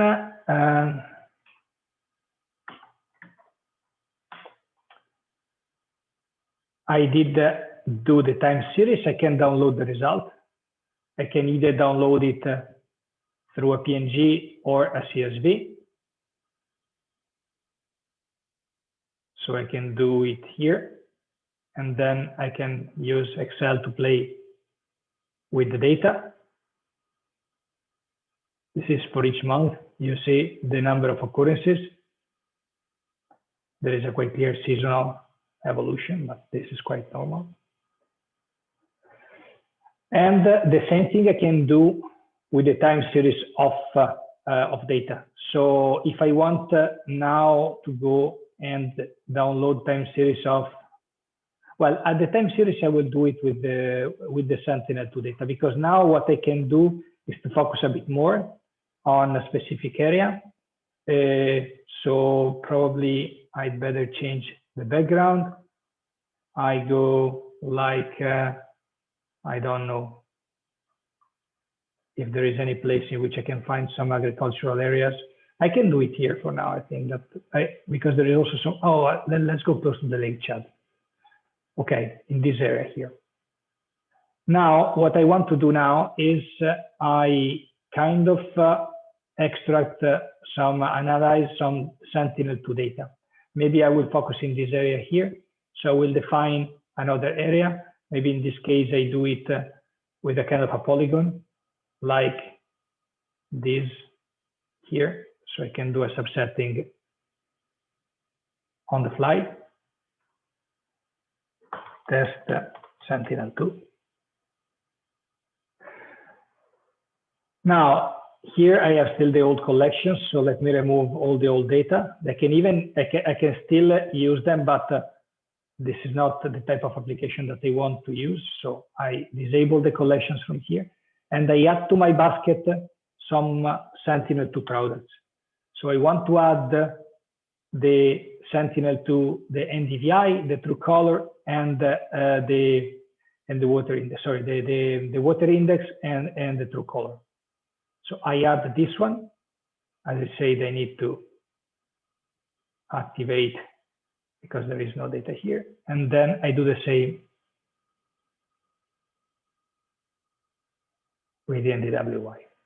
So I go to the day to today. So I go to the year 2021. I go to the month, February. I go to the most recent image. Probably there is no, okay, I need to disable the other polygon now. So I do this. I just want to disable it. Then I go where I have my analysis area. Let me also disable the 2 points here. And now I want to get some Sentinel-2 data. I go to my basket. I disable this one, and then I want to get some, now it's getting the tiles. There is no tile, of course, for April. Let's go back to today.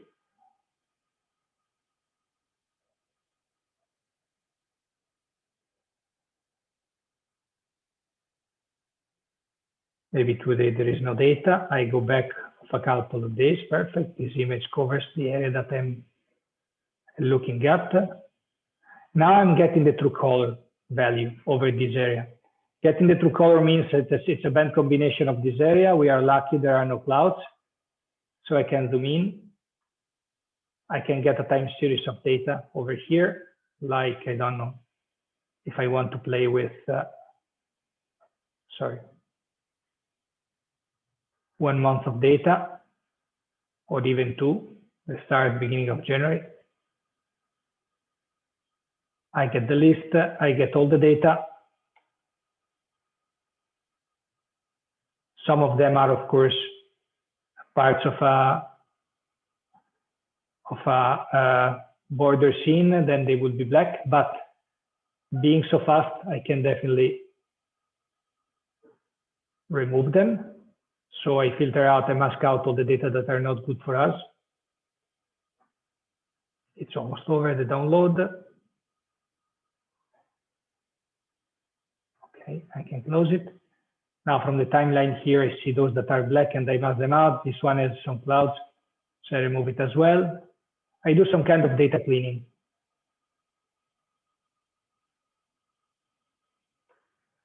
And now what I can do is either I do a time series of data, like an animation, like if there is any change. Of course, this is a short term. It doesn't really show any big change.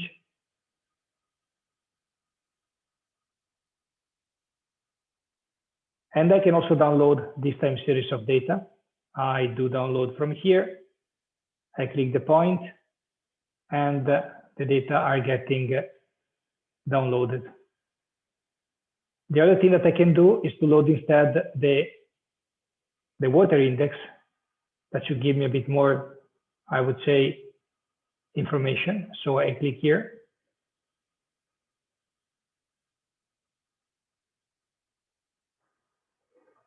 And as you see, the water index has much more information than what I was expecting from the RGB.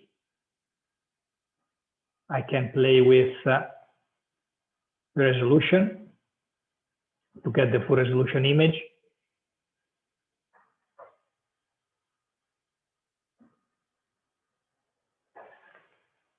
And then when it's done, I can download the data. I can create the time series as I've done with the Sentinel-2. Maybe in this case, you see, now it's much more, oh, whoa, I have some topography. There is not much here, but let me disable this one. Probably there is some, I don't know if there is any elevation here because it's very flat. Oh, maybe there is. Oh, yes.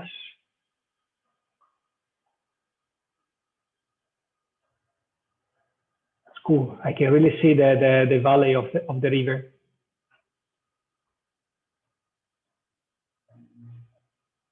Sorry.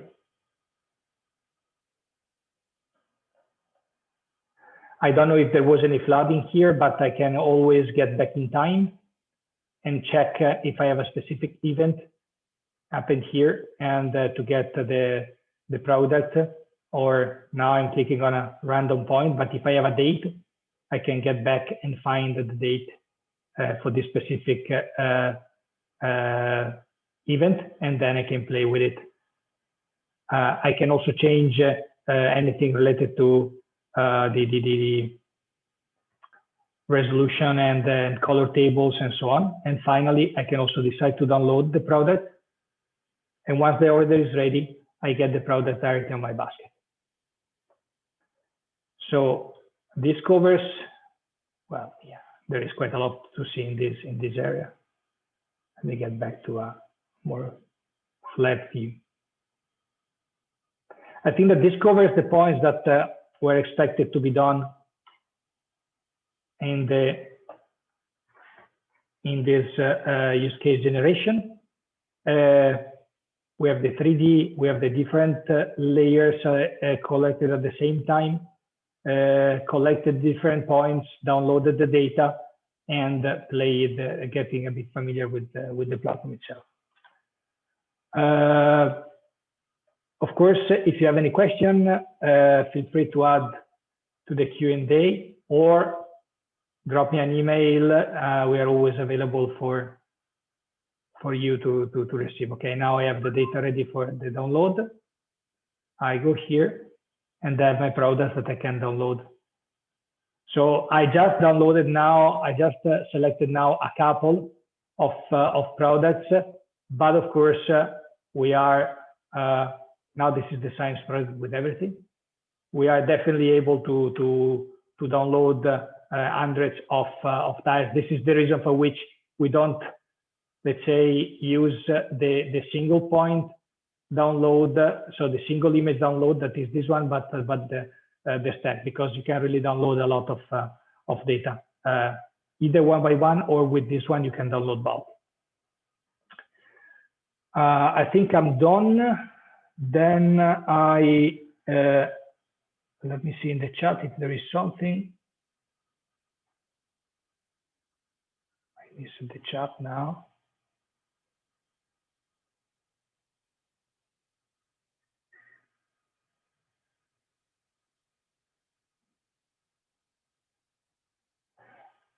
Is there any question in the chat? Okay, here it is. Okay, fine. So I will leave the floor now to Mustafa for the presentation about the two platforms that are the Miss Land and the Miss Bar ones. Thank you so much, Stefano. Actually, yeah. Okay, stop sharing. Yeah, I will just share my screen. Yes. Share. Is it okay? Yes. Perfect. Yes. Thank you so much. So the thing is that we are developing, I prefer sharing another experience on Misbal, which is mainly for agriculture and water resources monitoring. We have two instances.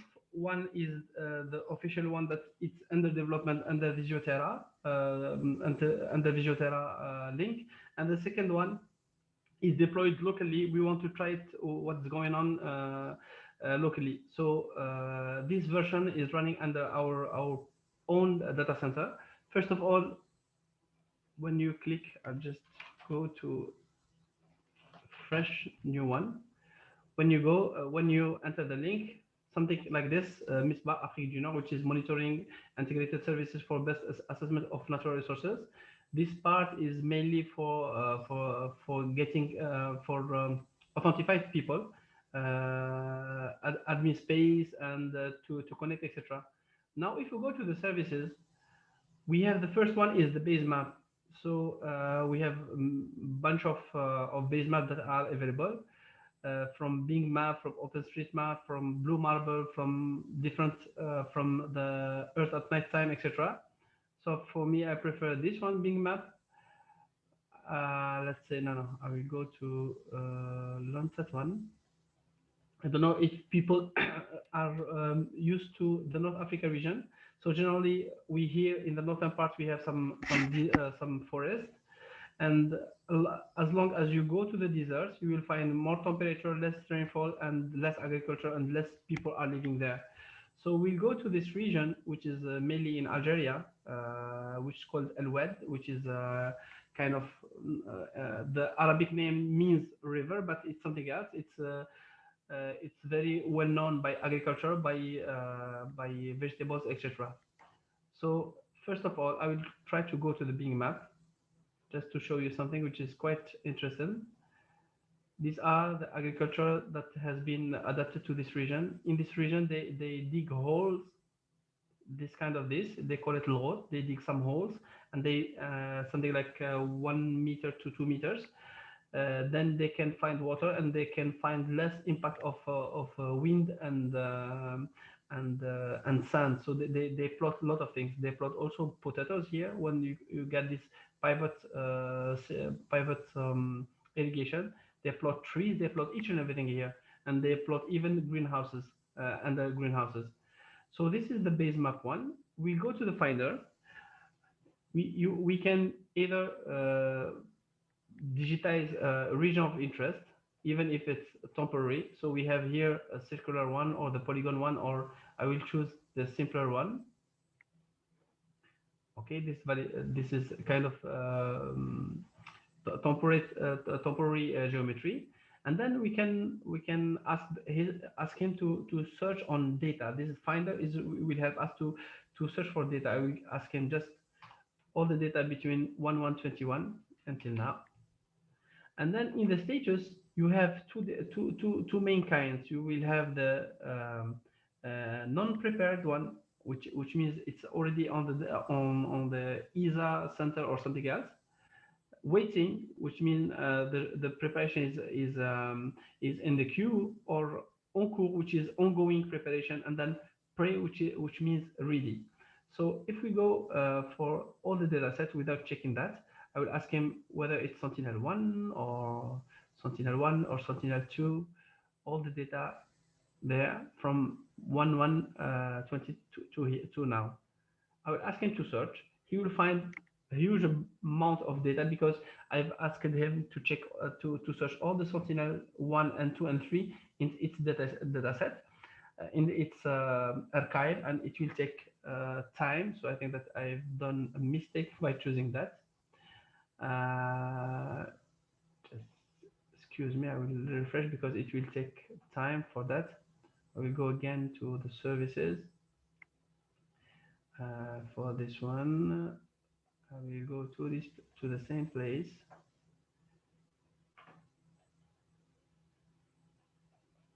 Yeah, excuse me. And I will ask him also another geometry.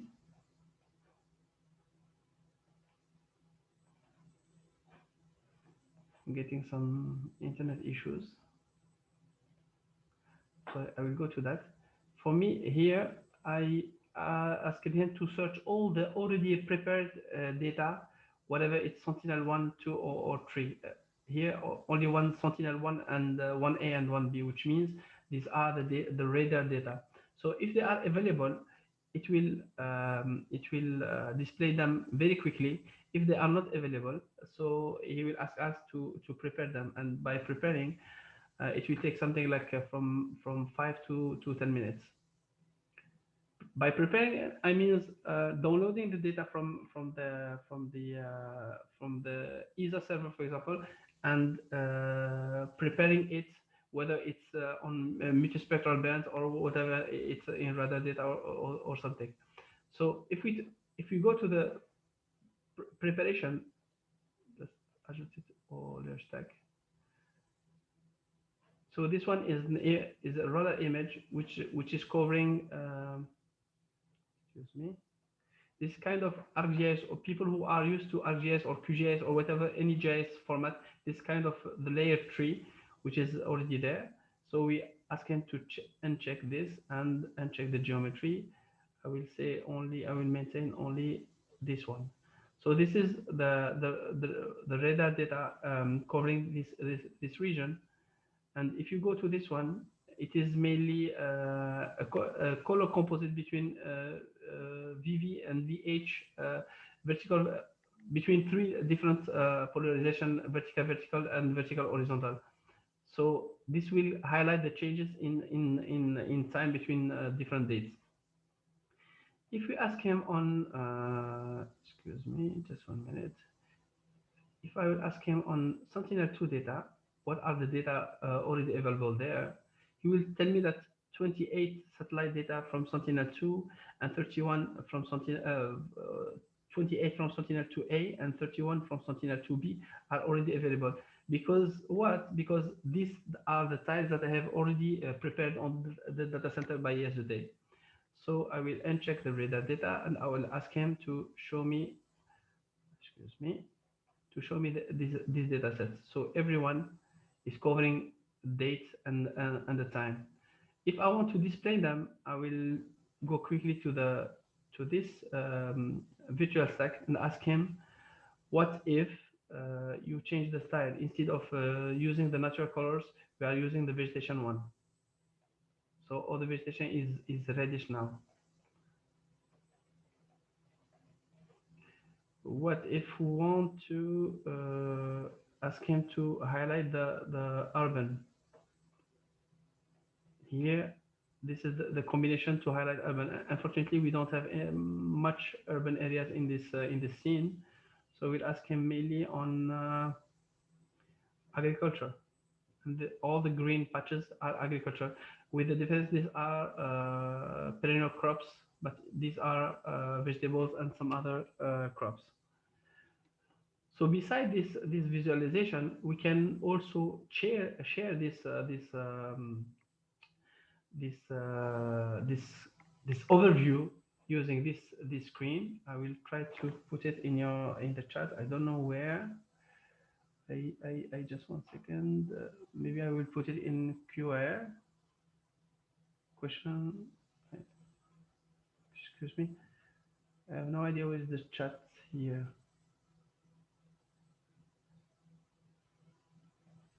Ah, okay. Tous les conférenciers participants. Excuse me, just 1 minute. Yeah, I've already shared one link. It means if I have a bunch of layers, multispectral imagery, radar data, inputs, some vectors that I have already uploaded, etc., I can share it with another colleague who has neither QGIS, neither ArcGIS or any other software. So it will be open on using the same let's say the same he has access to the same workspace using the same link. So Stefano asked that one attendee raised a hand. So yeah, just go ahead.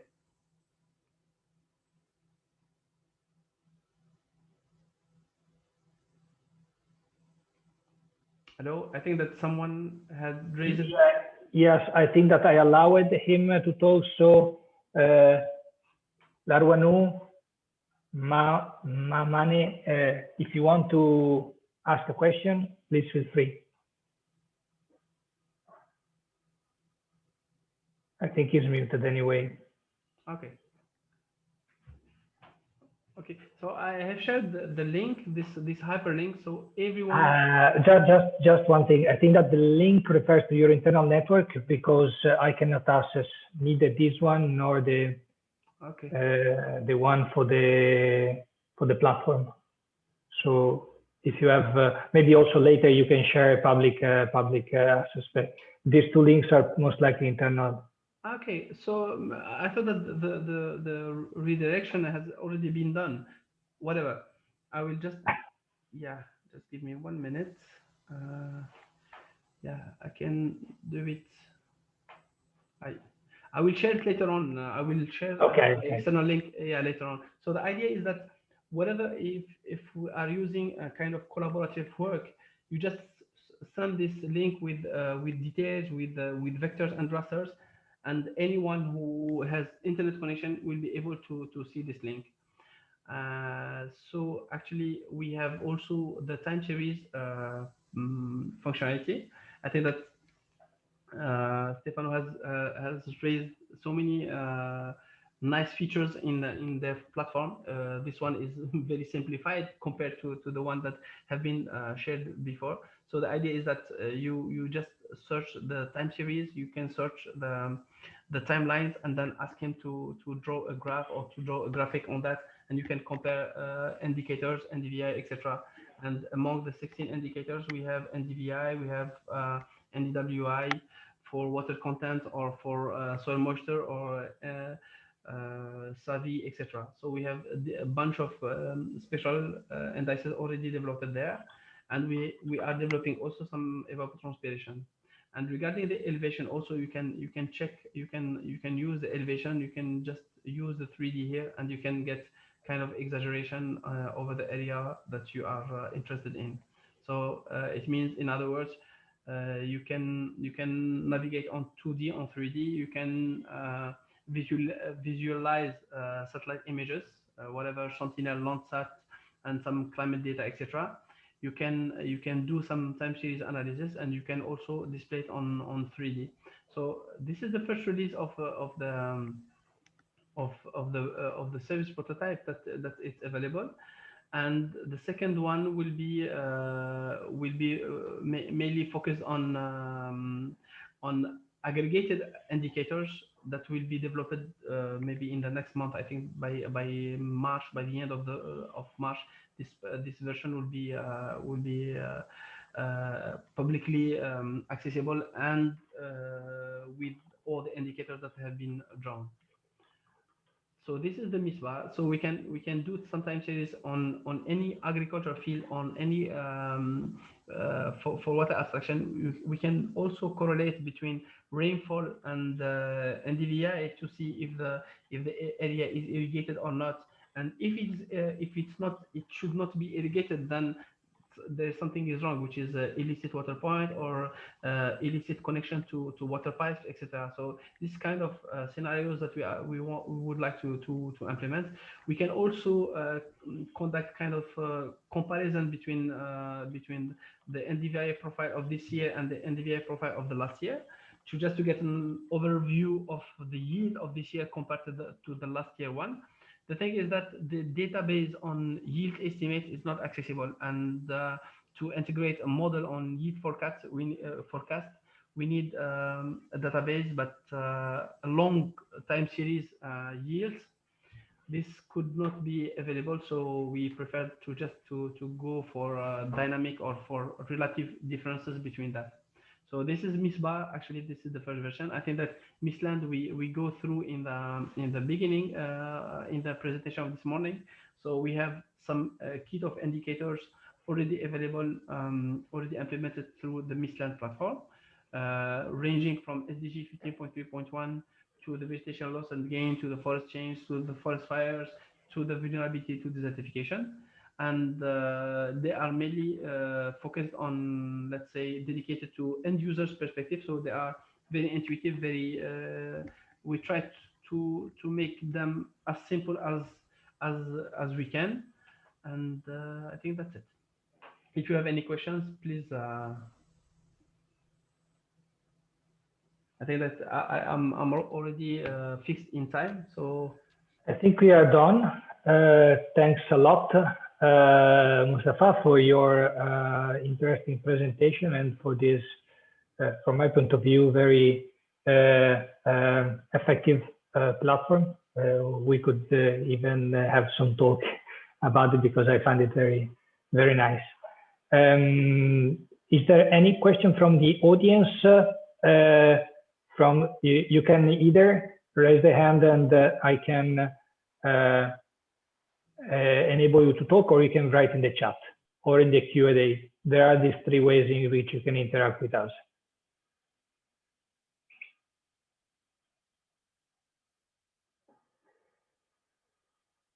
Okay, if not, I would like to thank everyone who participated. I really have to thank Baku for and Agreement in general for the organization and the support. I have to really thank all the panelists because let's say organizing the webinar in a so short time required a lot of attention from your side, a lot of high level of cooperation and participation. So thanks a lot for your effectiveness. And I also to thank the attendees for spending the entire morning with us, looking at satellite data and platforms to get the data and play with them. I hope that, as I said, we are going to have a follow-on that is certificates and sharing the slides, presentations, and the recording of the webinar. So and there will be also our contact. So whenever you might need, just drop an email and we'll be happy to give you feedback. If anyone wants to spend last word before we close. Stefano, I want to thank you very much for all what you did, because on behalf of all the consortium members, I know what you did for making it this webinar so concrete.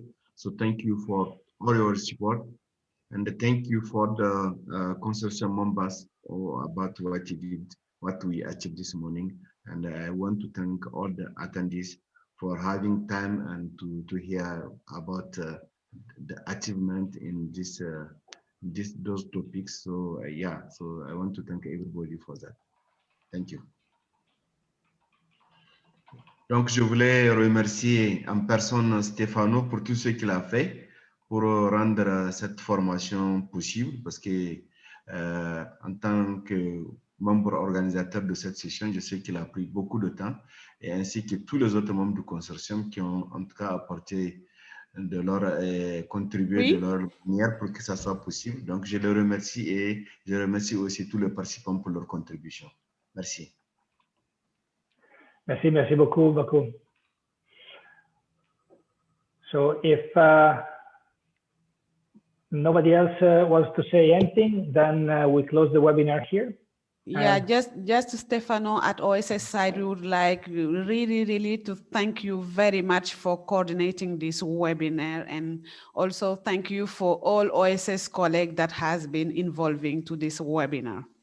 And thank you also for all the participants.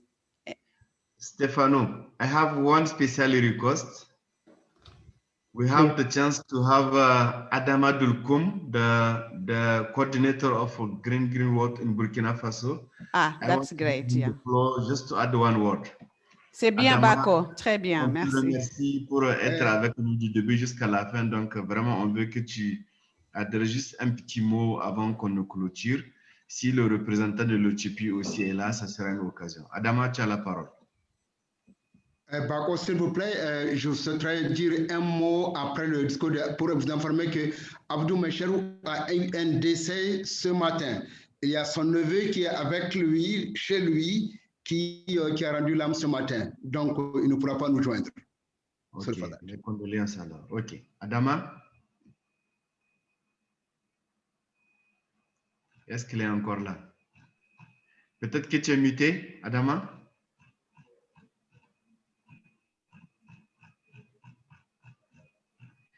So one representative from Ethiopia. Do I need to activate anyone from the attendees? Yeah, I saw Adebe.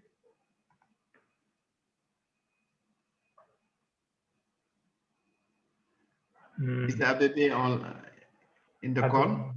Yeah, I saw him. Shefu, please. Just one word. You can hear me. No. Please. One second, Bako. Okay. You need to keep the microphone. To whom? Adama. Okay. Adama and Shefu. Adama should be able to talk now. Oui, vous m'entendez maintenant, hein? Oui, on t'entend bien, Adama. Bien, merci Bako, merci pour cette organisation. Ce fut un plaisir pour la coordination de la Grande Muraille Verte de prendre part à cette formation. Évidemment, c'est des outils extrêmement importants pour nous nous permettre de prendre des décisions surtout, et les bonnes décisions. Et donc, en tout cas, je pense qu'on fera bon usage. Évidemment, c'est important qu'on continue ce genre de formation, parce que j'avais voulu que mes collègues du suivi et évaluation fassent partie, mais ils ont été absents pour raison d'agenda. Mais je pense qu'on aura certainement l'occasion de revenir. Donc, merci à tous. C'est fait un plaisir de prendre part à cette session de formation. OK. Merci bien, Adama. Shefu, please, one word.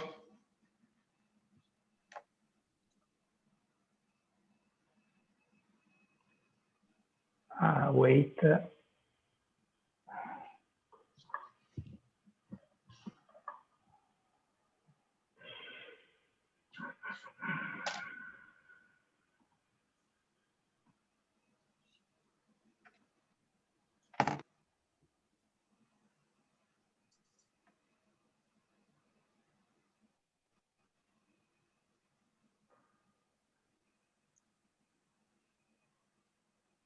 I think I've unmuted everyone.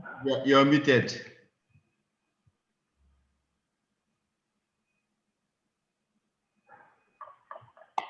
Everybody can talk now, I think so. Okay. So, one representative from Senegal and the participant du Sénégal, s'il vous plaît. Un mot avant de quitter.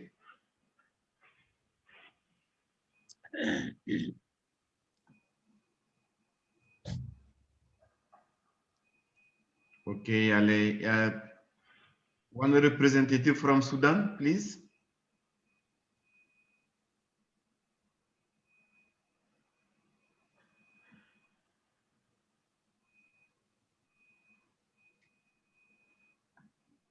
They are all connected, but please take a flow. Okay, Stefano, I think we can end the webinar here. So yeah, I saw one. Okay. One text. Okay, thank you so much. Thank you, everybody. Stefano, you have the floor. Yes. So thanks everyone for participating. I close the webinar now, and I will share the registration slides and certificates in the upcoming days. Thanks everyone. Bye. Okay. Bye. Thank you. Bye. Bye. Thank you, everyone. Goodbye. Allez, bye. Bye.